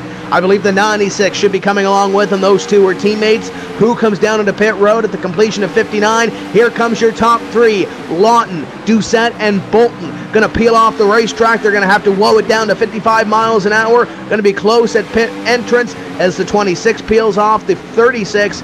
And then the 96 is going to go a little bit farther down. 1, 2, 3, 4, 5, 6 of the second pack come down as well. Definitely, they made that work in time. Everybody from the second pack now coming down the pit lane within enough time that it won't interfere with those guys coming off the pit lane. No tires for some of these guys, just trying to get enough fuel to make it to the finish. And that checkered flag in this point in the race. They're going to leave pit lane. We'll have several other guys going to come down the pit lane now that did not quite pit that last time, as everybody is strung out single file going through 3 and 4. So I do believe we're pretty much going to see the rest of the field come down the pit lane this time by and wrap up real quickly green flag pit stops, assuming they can all get those things woed down. He mentioned 35 miles or 55 miles an hour rather, all the way from an access of 200 down there, especially when you got guys side by side. You don't want to lock up those tires, but it looks like we're clean down onto the pit lane, as right now race leader the 4 of Brian Day being pushed by the 10 of Tom Moustakas up front. Those are the only 2 of the lead pack that stayed out, as the 44 of Lee Heron is down and away off pit road. Very clean stop, as was the 21 of John Gorlinski and the 23 of Brandon Hoff. Quick stops for those teams as Brian Day and Tom Moustakas. We expect them onto pit road this time by. We'll see what happens here as they come up out of corner number 4, the 4 and the 10. Here they come onto pit road. This should complete the cycle of green flag pit stops as they will woe it down to 55. The 10 car aggressive on the pit entrance as he will take the lead from the 4. Coming onto pit road, Pat Baldwin, Robert Hall, Paul Kashiba, Brandon Atkinson, Brandon Bowie also on pit road from what was the second pack, and they will wrap up this round of green flag pit stops with the exception of Nicholas Morse, Dylan Duval, as they stay out on the racetrack with the 31 car, Sasha Wessler. So if they stay out on the racetrack this time, Evan, it'll give the 9 of Nick Morse the lead in the Madwire Media number 9. Dylan Duval running in second right now. And definitely everybody getting those things done real quick. Once those leaders came down pit lane, unlike some other racetracks where you might short pit, there's really no benefit to that at Daytona. And I think I mentioned take a look at lap 60. I think that started on lap 59, so pretty good call there listening over the radio. Pretty much everyone came down when they said they would. No one really playing games because you can't come down the pit lane by yourself. You can't try to play a strategy on anybody else because you're going to be left out there by yourself. You mentioned the 10 machine had a real aggressive pit road entry. He made up some time on the race car that he came down there with, and that's what's to be gained and what's to be lost there on the pit lane. But you don't want to speed. You're going to be sitting there in your pit stall to serve that penalty, and if we don't see another caution as this race progresses, pretty much going to end your night as far as competition-wise. The 42 Duval still in the second position. The 9 of Morse right now sitting P1 as they come by, going through the corner here. So scoring continuing the update. But those guys a little bit of an advantage over everybody else. I do believe they still need to come down the pit lane. However, as they have about 23 seconds over the third place car, Chad Lawton, in the number 26. I'm not sure how far they can go on fuel, Evan, but those other drivers had just pitted at lap 58. Is there a possibility that they may have to come back down for a splash and go? And is it possible that the 9 and 42 might be trying to save a little bit here, or at least save enough that they can make this race on one more stop and they don't have to come down for a splash and go? I mean, you got to take a look. It'd be close, and 40 laps is a long way around this track. The way that they were discussing it on the radio, it made it sound like that they intended to come down and that would be their final pit stop. However, that's a very good possibility, and that'd be a real trick of the cards for those guys. Nicholas Morse, Dylan Duval, again, 22 seconds ahead. If they can string that thing out, they only have one more pit stop and everybody else doesn't. They want this thing to go green because then they'll have a 22-second advantage over the rest of the field, and it's not like the one car, say maybe the 9 of Morse. He's not out there all by himself doing this strategy alone. He does have a drafting partner, the 42 of Duval, so they can pretty much stay even lap time-wise with everybody else in those packs there, position third on back. So we're going to have to keep an eye on the radio, listen in, and follow that situation as the race progresses here. Working lap 65 under the green flag of 100, so the laps continue to tick off, the laps winding down, and starting to come to a close here at Daytona. Still a long way to go, but definitely on the downhill slope of things at this point. Keep in mind, both of these drivers that are leading this race, they missed a race already this season. The 9 car, Nick Morse, did not qualify for a race a couple weeks ago. Dylan Duval was suspended, hit the incident threshold a couple of weeks ago, and did not make the last week due to the officials telling him he had to sit for a week. So those drivers that are up front here really can't afford another bad race. If you need to gamble, this might be the perfect opportunity to do so. Your second pack right now is led up by Rich Doucette. Rich Doucette and Chris Overland are side-by-side, 96 and 47 cars. The 26 of Chad Lawton, the 36 of Justin Bolton, John Gorlinski, Brandon Hoff, Lee Herron, and Brian Blackford also in this pack. And Brian Day and Tom Bustaka's barely holding on to the back of that pack. So Nick Morse will come across the line. He'll lead Dylan Duval once again as we continue to work under the green flag here on lap number 67 of 100. And you mentioned 40 laps is a long way to go around this joint. 34, 33 is a little bit shorter. And definitely taking a look at that second pack, really strung out single file pretty much all the way through that deal and pretty much all the way back through the pack. So everybody kind of getting a mentality now that maybe they're going to be less aggressive on lap 67 as they were, say, in those opening 15 laps that we really saw the action picking up there up at the front of the field. So that, I mean, they're going to try to make up time on those leaders. Nothing that would make a difference, obviously, as the 9 of Morse having help with the 42 of Duval, and then the 31 machine is in tow with them. That is the 31 of Sasha Wessler, 8 laps down, and then they also have the 04 machine with them as well. Jamie Lukowska 1 lap down also So those two really by themselves. Lukas is going to want to stay up there and be the last car, or the first car one lap down rather, so he can get that wave around if we were to see a caution. But these guys single file out, so almost the intensity slowing down in a more of a sense of trying to ride and maybe get to those last 15-10 laps before they really go for this thing. If these leaders can pull off this trick of the sleeve here that you brought to attention, that could be a possibility here. If they want any chance of battling for that win, they're going to need a caution. And again, anything can happen at Daytona, but running single file, definitely a lot more comforting to some than the 2-3 wide that we saw in those opening laps. I just talked to J.D. Laird, crew chief of the number 89, Landon Harrison, and they said that they're good on fuel. So that's your 18th place car right now that's good on fuel. The only two that are not good on fuel are the two drivers leading this race, the 9 and the 42 car of Nicholas Morse and Dylan Duval. So right now your battle for the win is Rich Doucette, Chad Lawton, and the rest of the field on back at this point in the race, as long as there's no caution flag or anything like that that might keep the 9 and 42 up in front. So according to race strategist J.D. Laird, it looks like the 89 is good on fuel, and also the 89 car, according to car chief Jordan Hightower, is driving like a sea turkey right now. He runs in position number 18 to see if Laura can't get a shot at the Sonic number 89, Landon Harrison. They're treading along in the pack. And definitely, that's what I was thinking. 40 laps, it's close, but I think that they really set out that time to really make that stop and be good to the end, because otherwise you take a look at the cautions that they pitted under.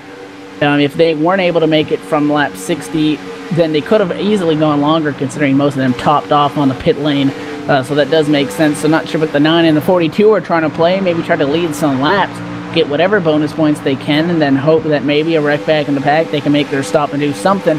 But they're not going to stay up front all race long. Definitely going to have to come down the pit lane and get that taken care of.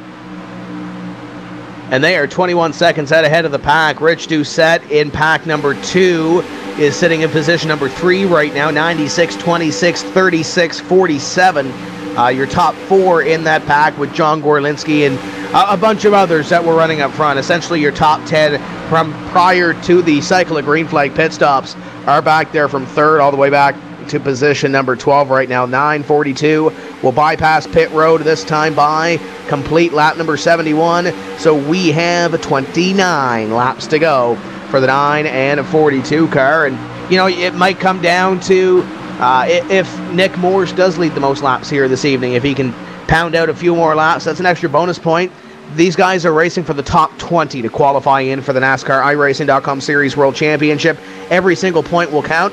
That may very well be the point that puts Nick Morse in the top 20 or separates him from the rest of the field, as the 31 car of Sasha Wessler, who's also trailing the 9 and 42, is throw the hand out the window. He's going to come down to pit road this time by.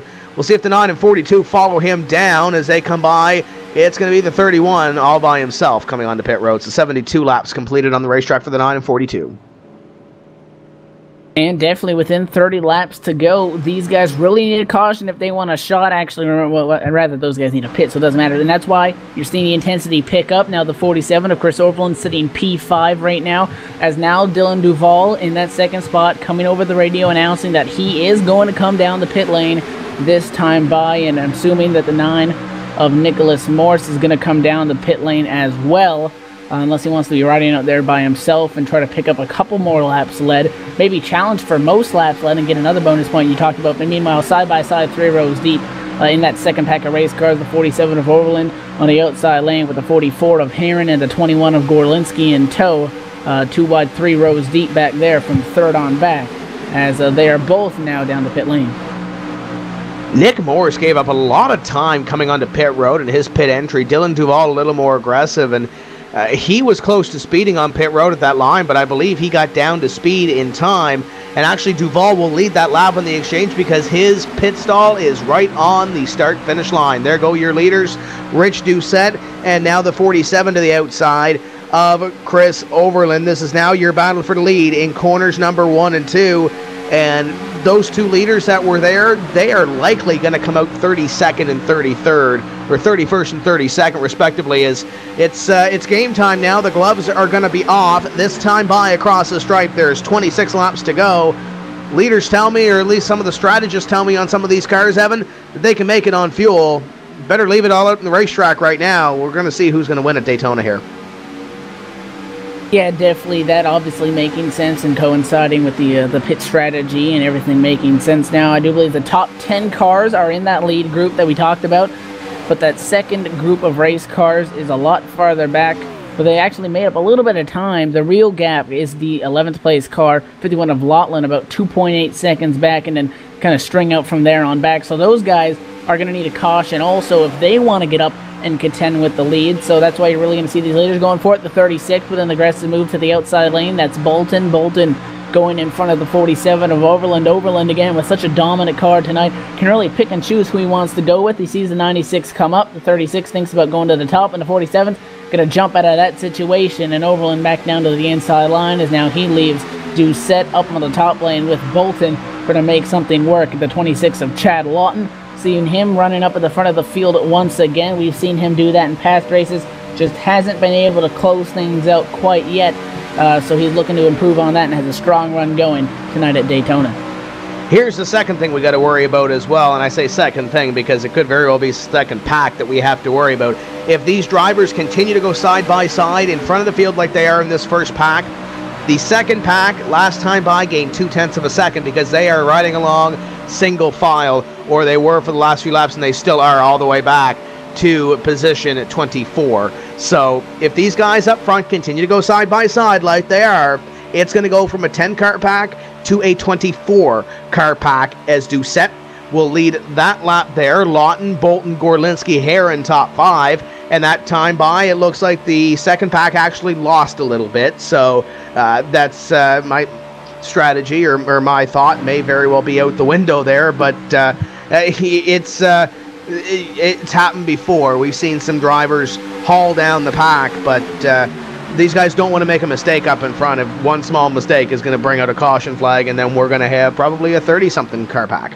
And that's just going to give them even a bigger problem than that what they're already dealing with those 10 cars being up there at the front. They're pretty much double file all the way through that pack. 4 cars on the outside lane, 6 on the inside lane, continuing to shuffle up at the front of the field. The 96 of Doucette is going to lead again, that time by the stripe, as they continue to work under the green flag. Take a look at the second pack. They just gained 0.4 of a second. So it's really varying, but they are definitely running single file with the pure intention of trying to catch that lead group. They just need to have these intervals fall their way, and if these guys stay single file up front, still about 22, 23 laps to go. It's possible for them to catch them, and that's just going to pretty much cause a big issue for these guys up front, because dealing with 10 cars at Daytona, you got to be checking your mirrors, looking in the rear view mirror, looking in front of you, listening to your spotter, having your spotter let you know what people are doing around you. When you increase that to about 30 cars, you can pretty much throw everything out the window and just hang on and hope that you make it to the checkered flag.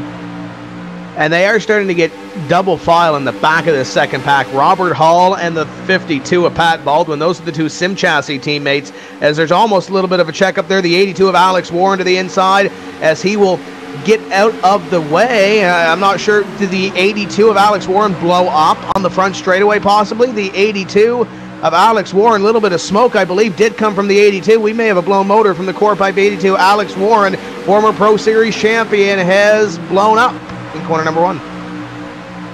And he was laying off the car in front of him, the 07 machine of Derek Crone, and just riding the line for too long. Maybe he got some damage on the front end of that car earlier in the race, which caused to restrict the airflow. But that thing just blew up, and the 82 is down and parked on the back straightaway, and he is going to head to the garage. Not what he was looking for at all. Entered tonight 7th in the championship standing. So once again, one of our top 10 people in those championship standings is having trouble tonight at Daytona, and not what he was looking for sure. And with so many cars left running in this race, he's going to drop all the way back to about 34th spot. So definitely a very tough break for him and that team as they were trying to ride along and catch these leaders. That second group has now lost all the time that they made up, and they're 3 seconds back. So I don't know if they can catch this lead group.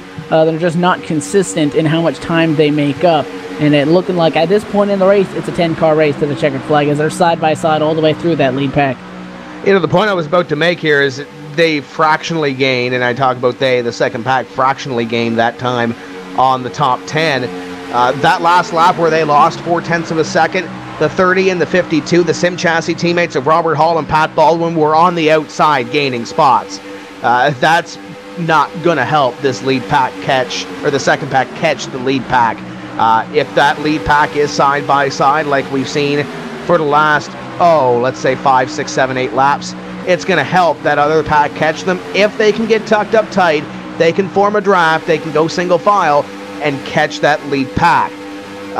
It can be done, but it's going to take a little bit of teamwork per se to get up there. This time they did not gain, but they did not lose a whole lot. It was fractions of a tenth of a second that those drivers did lose from 11th on back. It is Tyler Longland, Cody Bias, Derek Crone, Robert Hall, Pat Baldwin, Rob Ackley, Alex Scribner, Landon Harrison, Brad Mayher, PJ Sturgis, Brandon Schmidt, Billy Price, Justin Trombley in this second pack, and that is positions 11 all the way back to 23 right now.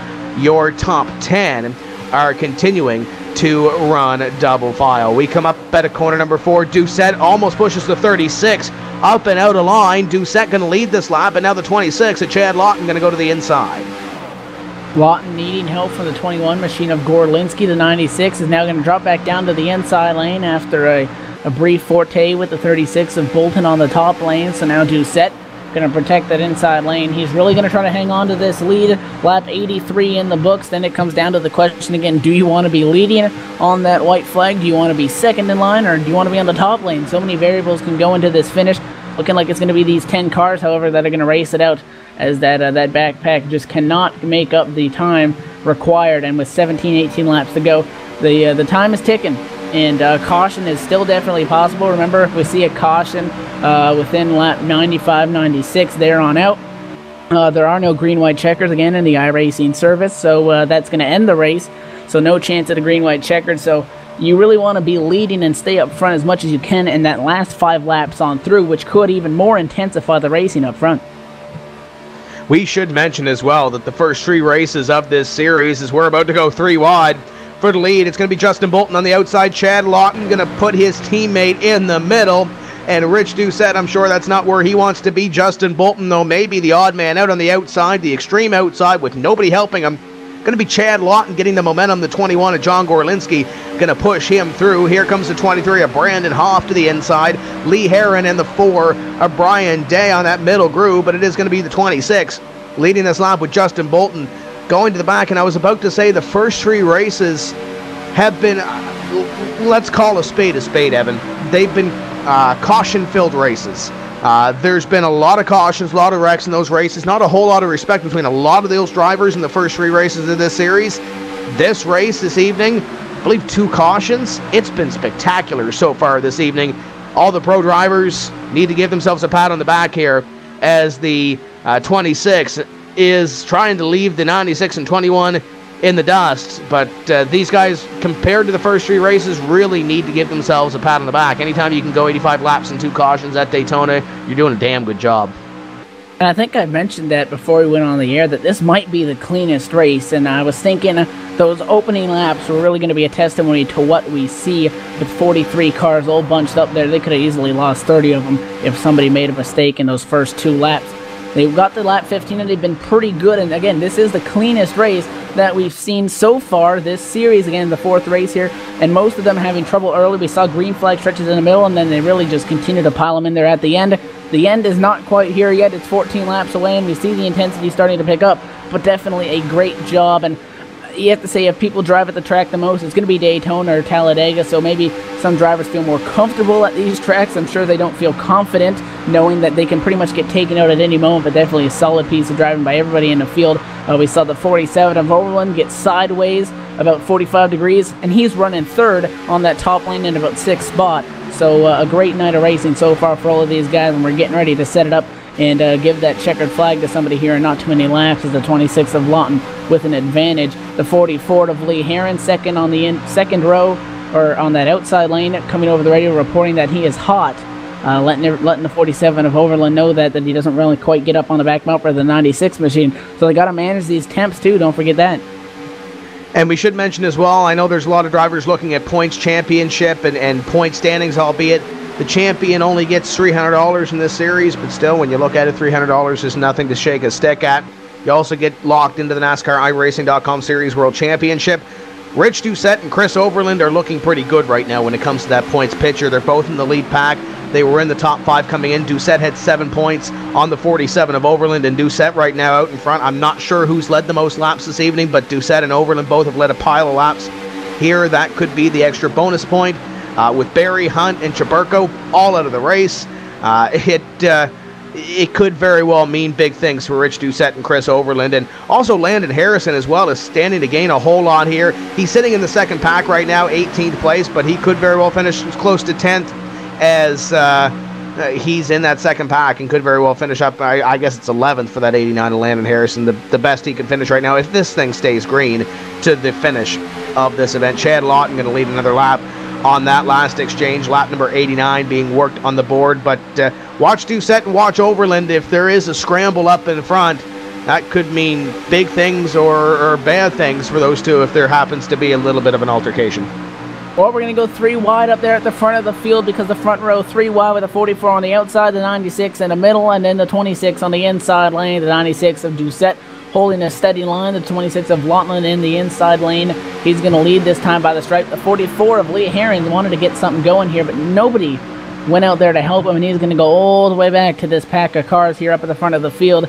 And that's really something that happens. If you want to be aggressive, you want to make a move, nobody goes with you, that's exactly what's going to happen. So he's going to go all the way back and pull in front of the 33 of Brian Blackford. So not quite all the way to the back of that, but now sitting about 9th at the sitting third. The 47 of Overland's going to go to the outside lane now. The 26 machine of Chad Lawton is now behind the 96 car of Doucette. Doucette trying to push those guys up the track. It's now back down on the yellow line. The 47 and the 4 are going to bump draft on the top. The 10 car is in tow, and we're coming to take 10 to go. This time by, it will be 10 to go. The 47 of Chris Overland trying to get back to the top of the scoring pylon. 96 going to have some momentum here, but it's not going to happen. The 47, the double clutch, number 47 of Overland, going to lead that lap. He's also being pushed by a double clutch sponsored race car in the number 4 of Brian Day. The 26 being helping the 96 of Rich Doucette on the inside line. Doucette going to take the lead in the middle of the corner. 26 almost gets up into the number 47 of Overland. That could have been large. The 96 goes up in front of the 47. Little contact there. 26 to the inside. Boys, the gloves are off. 9.5 laps to go. And even the teammates swapping a little bit of paint. 96 and 26. 21 of John Gorlinski to the inside. Hello, Gorlinski. Gorlinski going to pick up second, and Doucette shuffled back to third. Full contact now. The 96 of Doucette's going to get bumped by the 21 machine of Gorlinski. 96 not happy on the radio. 21 throwing the spotter under the bus on that one. He has the advantage. Now to the inside. The 96 of Doucette's going to come down. There they go at the front of the field. He's in the wall. The caution flag is out. The 47 of Chris Overland, so strong all night long, is in the outside wall as well. And this is just set up the crapshoot at the finish because we're going to group them all back up. Remember, I mentioned if there was a skirmish up in front, the two drivers that were standing to gain the most points were the 47 and the 96.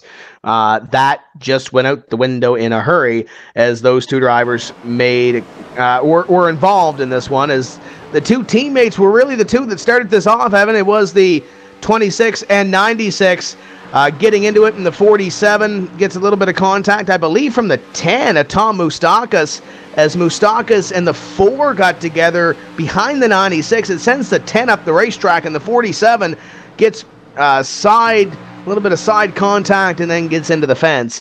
That will pretty much end the night of the 47. I'm sure he'll be able to get back out onto the racetrack and maybe get a little bit of that damage fixed and try to putt around and finish 30-something on this field. But that was big for those two drivers that were up in front in the points, Doucette and Overland. And I'm trying to figure out where Landon Harrison is running. Right now, Landon Harrison is scored in position number 15. This could be a big night for Landon Harrison in the 89. We might see the Viper take the point lead here before the end of the evening. That was we saw that coming. That's normally the way it goes. The 21 will try to get down to the inside. 96 followed, got into the 26 machine of Lawton. Lawton able to hang on. The 4, the 10 getting damage. And the 47 of Chris Overland, not sure who he got hit by. I'm taking a look at his onboard. And looks like netcode took him out of it because he had 2 feet to the 10 machine, and it just bounced up and into the outside wall. So you never want that to be the thing that takes you out of contention for the win. But a tough break for him. He would have had a handful anyways, trying to avoid those cars sideways in front of him. But again, no big one yet because we've been so spread out. But I feel like we're not going to make it to the checkered flag here under the green flag conditions, because you got to take a look at the field right now. 32 cars are going to come to the green flag when we resume this race on the lead lap, and when we see a caution flag, the race is going to be done. So it's going to be chaotic up there on those front 2 rows. And Chris Overland has received the slap on the wrist from the race officials. His chat has been disabled for the rest of the evening. And Overland, we saw a little bit earlier that he was aggressive on the racetrack, and he's been a little bit aggressive on the radio chatter the last couple of laps towards Rich Doucette and the cause of that wreck, and not the time, not the place to do it, and not the way to discuss what happened. And that will be the end of the night, at least for the chatter, for Chris Overland in the number 47. It's a tough break for those drivers that were in that, but Rich Doucette has stayed out on the racetrack, and he's scored in P7 right now. We will go green, and I'm not sure if Doucette doesn't have a meatball or not, but that car's a little tore up there for the Tim's Corner Motorsports number 96. We'll see if he comes down pit road or not, or what happens there. Yeah, he doesn't have a back. There's no back on that race car at all, which could make bump drafting a pretty interesting thing to see. But nobody said you have to cross the finish line with a car that's even facing the right way to win at this racetrack. So anything still possible here throughout to the checkered flag. So I mean, we'll see what happens. I don't think that we're going to make it to the checkered flag under green flag conditions. Anything can happen, really, but there's just so many cars and so many people are going to be trying to buy up for every position, like we've seen in every race before this. It's these last few laps that everybody goes balls to the walls. They go for it, and it just does not work 100% of the time. And evidently, I do believe this is going to be another race that will end under the caution flag. It was looking good there, but once those guys got together up front, it's really set up for this. And this is not what the 21 of Gorlinski wants to see. He wants to see that caution flag fly out in turn 1 right away and try to secure this victory as we currently work under the caution flag on lap 95. The light's not off on a pace car yet, so we're going to have about, I want to say maybe a 3-lap shootout to the checkered flag, maybe a 3-4-lap shootout here. It'll be interesting, to say the least. It's a perfect time to tell everybody on LSRTV that the Maritime iRacing League will be racing tomorrow night in the 150-lap race at the new Smyrna Speedway. If you're looking for some action, this is the place to be. But I know that series has had some issues with chatter throughout the races. I think we found our solution, Evan. We need to hire Shannon Whitmore because he is laying down the law within the race server. He has muted 3 drivers, or 3 personnel, I guess. There's 2 drivers and a spectator under this caution flag that he has muted the chat for. So I think we found the solution to the Maritime iRacing League. I think we need to have Shannon Whitmore on our side tomorrow night. But you're looking for some great short track racing? Place to be. Comes up tomorrow evening here on LSRTV. The new Smyrna 150 for the Maritime iRacing League, round number 8 of 10 of their series. You're looking for some great short track racing? This is the place to be. Yeah, definitely. You mentioned that Overland had his chat removed, Paul Koshiba having their chat removed as well. Some of them wondering possibly what really the rules were on the chatter, and obviously they're supposed to keep it to a minimum, but you can obviously anticipate that when you run so well, you run 80-plus laps in over almost 1.5 hours up at the front of the field, and you see it go away within 10 laps to go, you're going to be upset, but at the end of the day, no chat for those guys anymore, and they're going to have to talk to themselves, I guess, while we race this thing out. This time by the stripe, we're going to be looking possibly for the one to go, as the Ford First Racing Mustang pace cars are going to come through the trial. We'll take the stripe, and the lights are off, so we're going to be set to go to take lap number 97 and a 4-lap shootout, if we make it that far, to the checkered flag. And yeah, this is probably going to be the final restart of this race. John Gorlinski, Chad Lawton, Brian Day, Tom Moustakas, Lee Heron, top 5. Then you have Justin Bolton, Rich Doucette with that tore-up race car, Brandon Hoff, Brian Blackford, Tyler Laughlin, top 10. Cody Bias, Derek Crone, Rob Ackley, Alex Scribner, and Landon Harrison, your top 15. With Brad Mayhar, PJ Sturgis, Brandon Schmidt, Patrick Baldwin, Robert Hall, top 20. Looking back to the drivers that still remain on the lead lap, and there are 32 of them at this point, we have Billy Price, Justin Trombley, Trey Edson, Stephen Gilbert, Brandon Bowie, Brandon Atkinson, Ashley Miller, Nick Morse, Andrew Fash III, Jeremy Lukaska, Dylan Duvall, and Chris Overland is scored on the lead lap. He is indeed on the racetrack right now trying to catch up to the rear of the field. He's on the front straightaway. Leaders are on the back straightaway going green. So, Evan, when we watch this restart, yes, the lead's going to be exciting, but keep a half eye on that 96 of Rich Doucette and what could happen around him, guys trying to get around him as they get up to speed.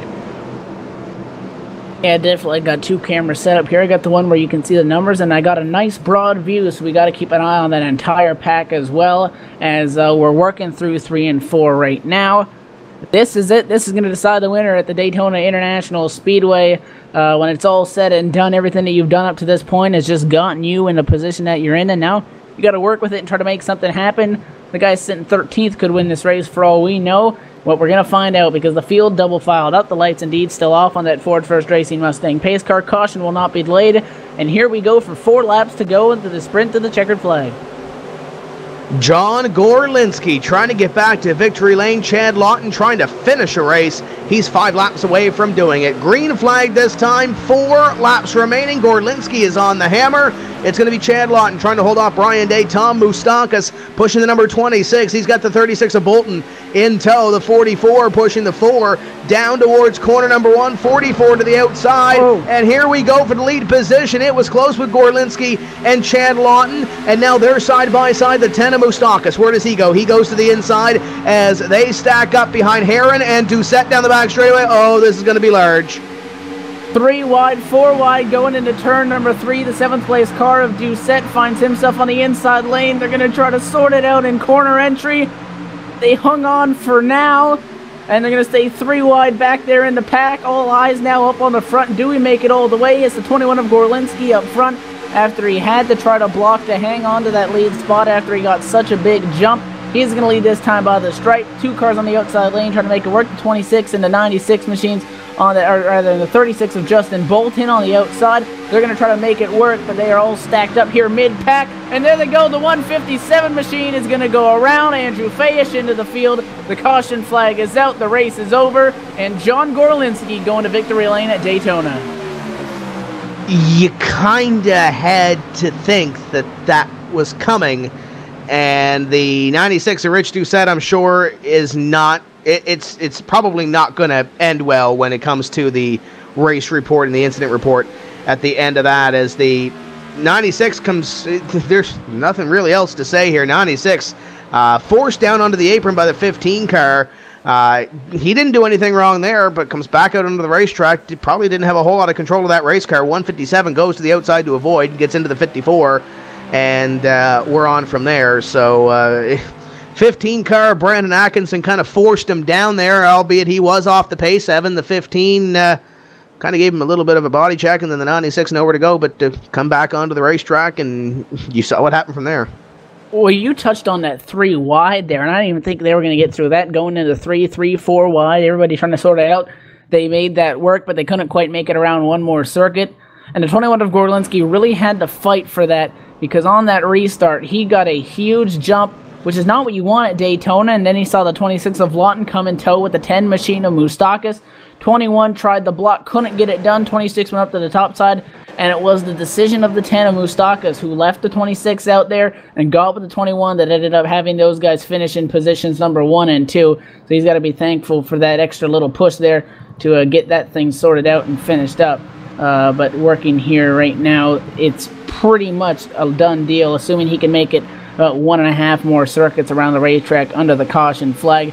And John Gorlinski looking to cap off a strong night that he's had, been running up front for the majority of the race, and is looking to get his victory for the season. I am looking down the list right now and trying to make a list as we go to the white flag lap this time by. The best finish out of anybody in the top 5 is going to be 29th, and it's going to be Rich Doucette. And if Doucette comes out of the incident report on the good side of it, he'll be racing next week. The bad side of it could very well be that he won't be racing next week. So 29th place is could be a little bit more if something happens that the race officials look at that and deem that he's done wrong in this event. Landon Harrison is going to finish in position number 16, and that could very well be enough to take the point lead here this evening. Robert Hall in the 30, looking down to see where Robert Hall finished. He finished 12th. He fared a little bit better than Landon Harrison, but Patrick Baldwin was involved in that little skirmish back there trying to get past Rich Doucette. He's going to finish 22nd, and Brandon Bowie in the number 54 is going to finish 27. So, if you're looking at points, here's your scorecard. 37, 41, 29, 42, 32, 16. We'll put it this way. The top 11 coming in, the best finish out of any of them is 12th. So there's going to be a jumble in the point standings coming ahead here when we look at it. That's given that these guys make it back to the stripe and finish where they are. And keep in mind, Kwame didn't qualify for the race, and he was 11th, tied for 9th in the standings altogether. So there's a lot of guys that had bad nights here this evening, and it could very well result in Landon Harrison taking his first point lead of his career in the NASCAR iRacing.com Pro Series. And we knew, we discussed this as the wild card race, and it was pretty much the cleanest race that we've seen all season. But it was a wild card race, not in the sense that everybody got taken out in one big wreck. It was the fact that it seems like whenever there was an issue, there were guys in the top 10 managed to get somehow involved in that or were the cause of the caution. And evidently the 21 of Gorlinski is going to lead the lap. And you mentioned a big shuffle in the standings possibly after tonight's race. Gorlinski is going to go on to lead 8 laps, but he leads the most important one with a caution flag. And when he comes right now to take the checkered flag, and John Gorlinski in the 21 to victory lane at Daytona. So John Gorlinski will win. Tom Moustakas, Lee Herron, Chad Lawton, and Brandon Hoff comes home in position number 5. Justin Bolton, Tyler Laughlin, Cody Bias, Brian Blackford, and Derek Crone complete your top 10. I think that's the first time we've mentioned Derek Crone's name all night long. PJ Sturgis, Robert Hall, Alex Scribner, Justin Trombley, Rob Ackley, your top 15. So that's the way it's going to end. John Gorlinski is going to come by this time, and I'm sure he's going to do a little bit of celebrating, and we'll see how many guys show up here for the post-race show. We'll talk to as many as we can from the top 5, and congratulations to John Gorlinski. He is your winner in round number 4. That's 4 races. That's 4 different winners in this series thus far, as John Gorlinski has arrived back at the front straightaway, and I'm sure Dumpy is going to do some celebrating as your winner of the 4th round. He's going to throw it into the grass here and do some donuts in the Daytona International Speedway infield. We are going to step away and set up for the post-race show and get our final thoughts as to what transpired here this evening. Don't go away. We'll be right back.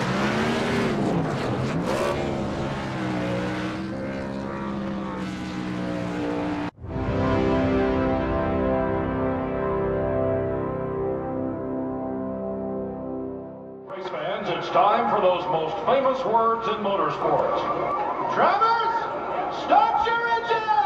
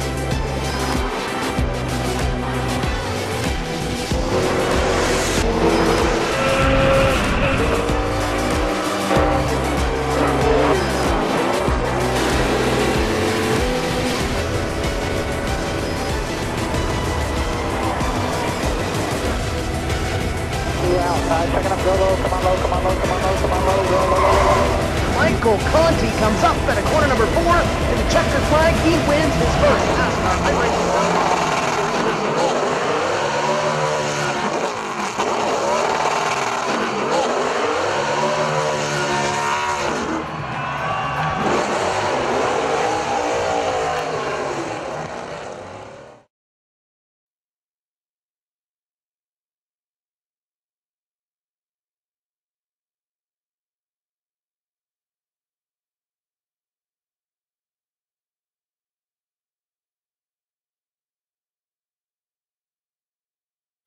Welcome back to the Daytona International Speedway. John Gorlinski is your winner of round number 4 of the NASCAR iRacing.com Pro Series. Our coverage is presented by Double Clutch. WinOnMonday.com is the place to go to check out Double Clutch Engage. Great program that they have over there. And we also want to thank Madwire Media for helping us put this show on the air here this evening.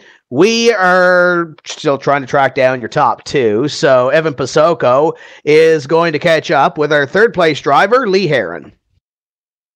And that's right. We're down here on the pit lane with the driver of none other than the 44, Lee Herron. Lee, you qualified for this race 23rd, only 0.02 of a second off of the pole lap.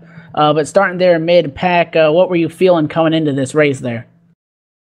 Well, just mainly was keeping the motor cool because with this new tape rules, I mean, you just get so hot so fast. I mean, when I was coming up through the field, I was blinking, and I didn't push one person. So you just had to be patient, took my time. I really wanted to get to the lead as fast as I could. I got to the lead in 22 laps, so I think that's pretty good for pack racing. And definitely very solid. Walk us through those closing laps there. You found yourself the lead, or the control car, you could say, on that top lane when the caution flag flew. Knowing who was around you and knowing your race car, how cool it was, do you think you would have been able to challenge for that checkered flag, definitely, if that caution flag did not fly? Oh, if that caution didn't come out then, I'm pretty sure it would have been between me and Chad there at the end. I set it up perfect. I got a good restart. I laid back just a little bit so I could get a little bit of a run and clear Chad, and then I was going to pull up in front of Chad and make him push me to the front. And we had it set up, and the caution just came out. Apparently half the field back there wrecked, racing for 20th. Got to look at the points also coming into tonight's race. 47th in the championship standings. You've only took the green flag in 2 of the 3 races so far. This has definitely got to help you, knowing that pretty much you have that drop week out, considering you missed the 1 race. So obviously a top 3 finish is going to help you try to climb up into those top 20 for sure. Oh, hopefully. I have a pretty busy work schedule, so it's making some of these races is pretty tough right now, but I really want to run Daytona and Michigan. That's my 2 strongest tracks. I'm really comfortable there. I love Michigan. Michigan is my favorite track on here, so hopefully I can get a win there. And definitely, so moving forward from tonight's race at Daytona, we're going to be going to the Pocono Raceway in 1 week's time. What kind of confidence do you have going into that track? Very little. I hate Pocono. I hate that track with a passion. I've never been fast there. I actually have a strength of field win there. I just got lucky on pit strategy. So if I make it home in time to run that race, I'm gonna run it and try to make it on pit strategy. See what we can do there, because I'm definitely not fast enough to win there. And definitely, you were looking to challenge for the lead. The caution came out, didn't give you a shot to do that. You walk home with a solid 3rd place finish. Who makes it happen? Any sponsors you want to give credit to in that number 44 car? FM Auto, it's a company I actually own, or own part of. So if you need some aged inventory move at any dealerships you work at, send me a private message on the forums. Thank you everybody at Last Ray Motorsports. Chris Everland did a hell of a job on setup, and him and Joey Brown this week at Daytona. I put 0 work in it, and they've been carrying me this season. So thanks to everybody at LRM. Thanks for Peter Bennett for spotting me. Thanks for Nick Morse for keeping me entertained and TeamSpeak during that race. And, yeah, thanks everybody at LRM. And definitely, well, congratulations on a solid top 3 finish, and good luck at Pocono next week. Appreciate it. Y'all have a good one. Now, Tim, I do believe you're down there on the pit lane with our 2nd place finisher, the number 10 of Tom Moustakis. Still trying to find John Gorlinski. He's got out of the car, and he's somewhere in victory lane. We're not quite sure where he is, but Tom Moustakis is here, finishing in position number 2. Started in position number 2, but there was 100 laps in between, and you were everywhere within the top 10. Talk about this race.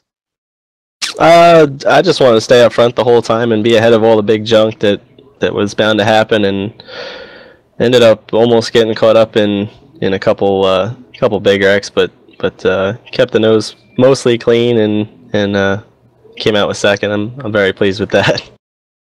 You're one of those drivers that everybody talked about at the start of the evening, being one of those super speedway specialists, knowing how to tweak on the setup, knowing how to race these races, knowing how they pan out. Did that put any extra added pressure on you this evening coming in, knowing that you were one of the favorites here at Daytona? No, not really.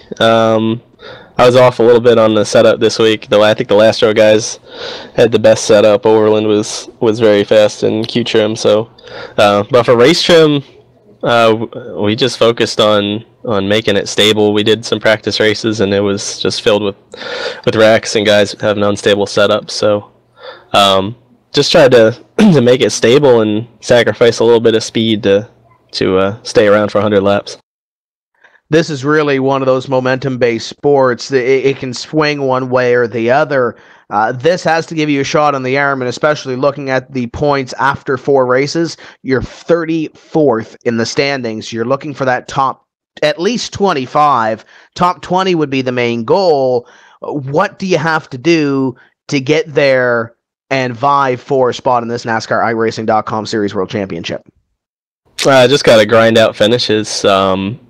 First 3 races have been horrible. Wrecked before the start-finish line on the first lap in Texas. Wrecked in turn 3, lap 1 at Phoenix, and just wasn't any good at Homestead. So, but I was looking forward to coming to Daytona and getting a decent finish, which I knew was very possible.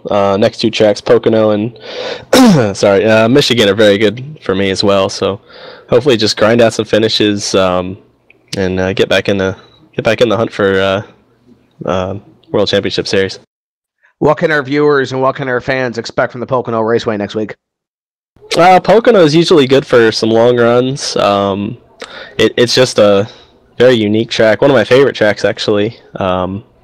It's just very unique, very driver oriented. You gotta be able to wheel it around there. It's not a cookie cutter and by any means. So. Yeah, it's a tough track, and should be pretty fun. Should be some good racing too, because you can run side by side in a couple of the corners. A couple of different lanes are pretty decent. You got some great teammates and some sponsors on the side of this number 10 car. Who makes it happen for you? Just gotta thank Chris Crosby Chassis. And Chris Crosby, he's taught me everything that I know about cars in this game, and I owe everything to him. Brandon Shaburko, teammate, for helping me out and spotting for me there at the end. He got taken out in one of those big wrecks, and feel bad for him. He's had a great season. I got to thank Jay Skins, iRacerstuff.com, and also got to thank Checkered Flag Interactive. Case Brinksman, he put up a little thing, run his decal in this race, and gave away some credits, and I believe I'm the winner of that, but I'll have to check with him. But yeah, thanks for him for helping the community.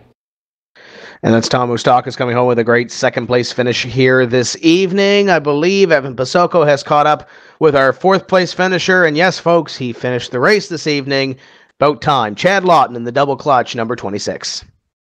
Yeah, I was just about to say, Chad, you finally managed to finish one of these things in the position that you were looking for, and you had a dominant car taking home 4th place. What does that kind of finish, first of all, mean, considering the fact that you've been up front pretty much every other race, but you seem to get caught up in some late race trouble, including last week at Phoenix, nonetheless, where you got caught up in a late race incident, and after leading 70 laps, finished 32nd. What kind of finish does this mean for you?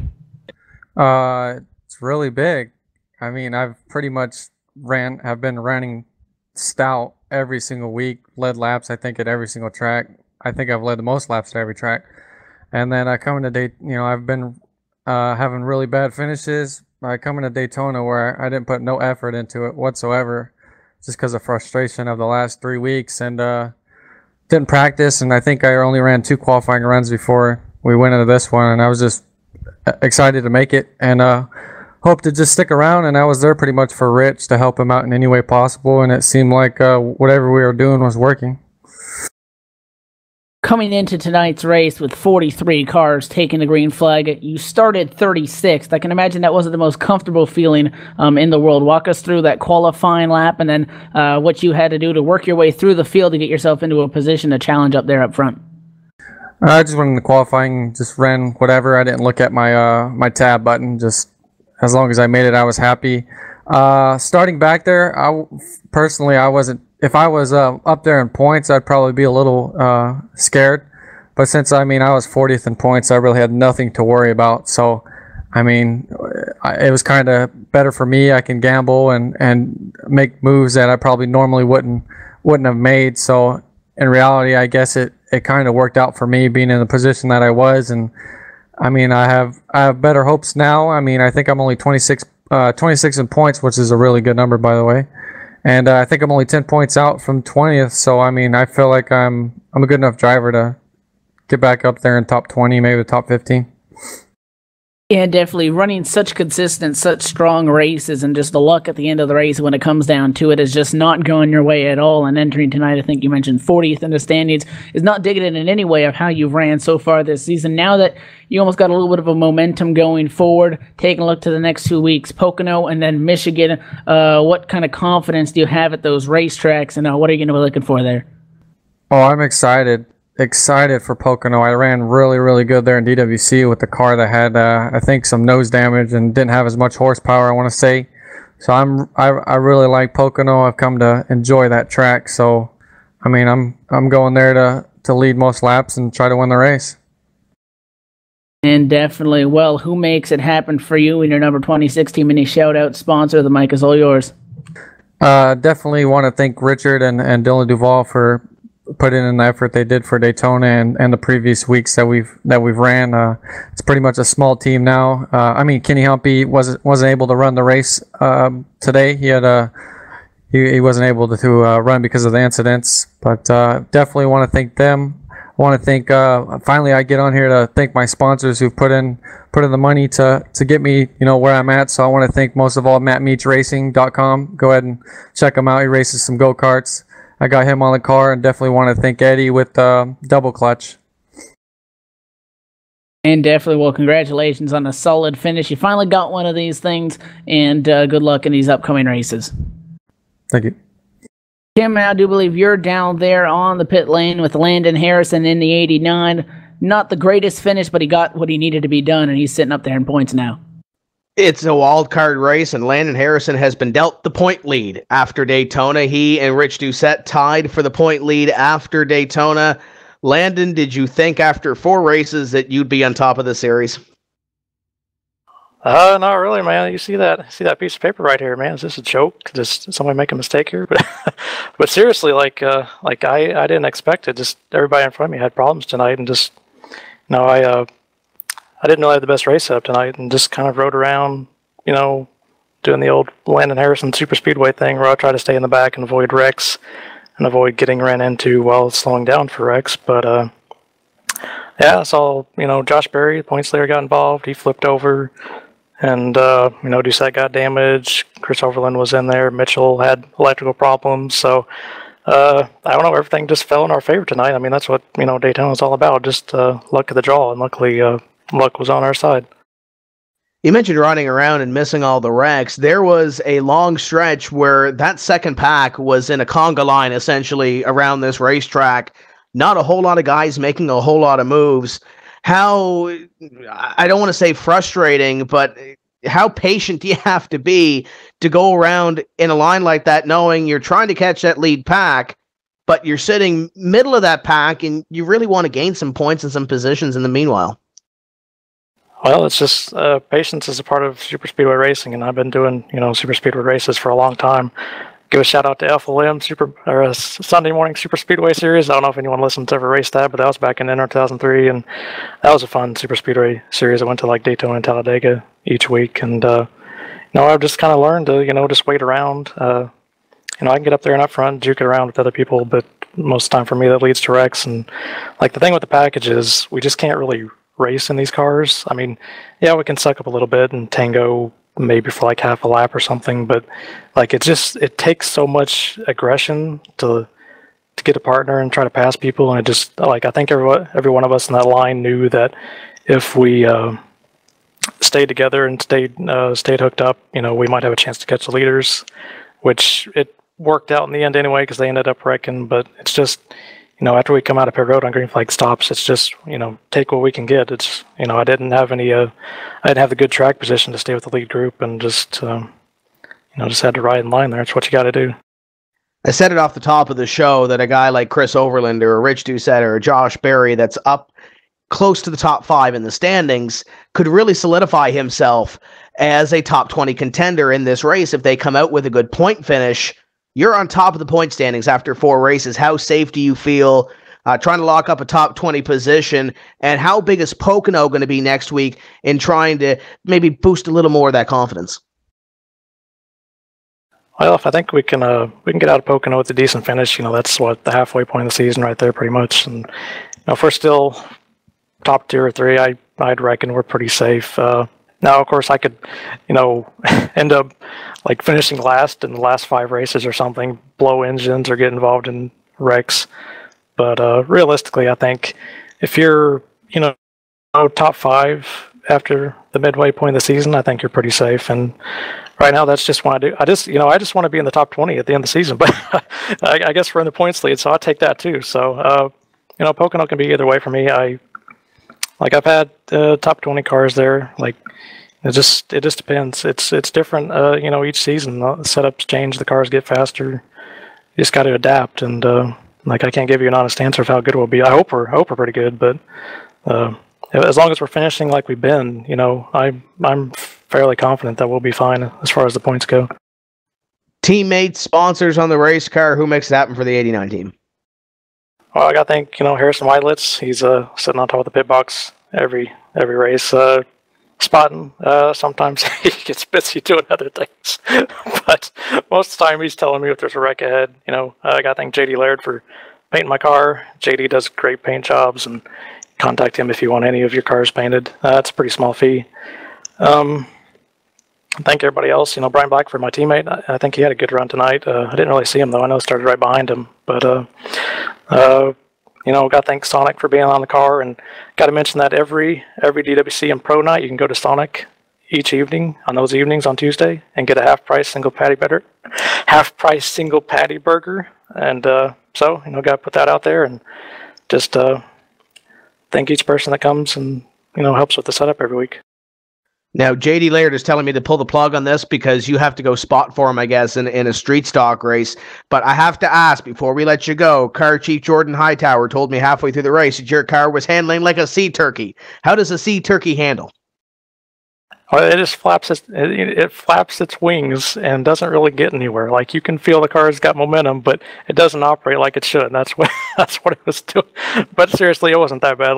It was pretty tight, because the thing about Daytona is you can go aggressive with the setup and get straight line speed out of it, but you're going to be really loose. I went for a more stable setup and got more rake to the car, more downforce. Yeah, it would plow a little bit in the corners, but it wasn't too bad, honestly. I was getting pulled on the straightaways in some cases, but in the end, the Sea Turkey came through and we got a good finish. So happy Thanksgiving.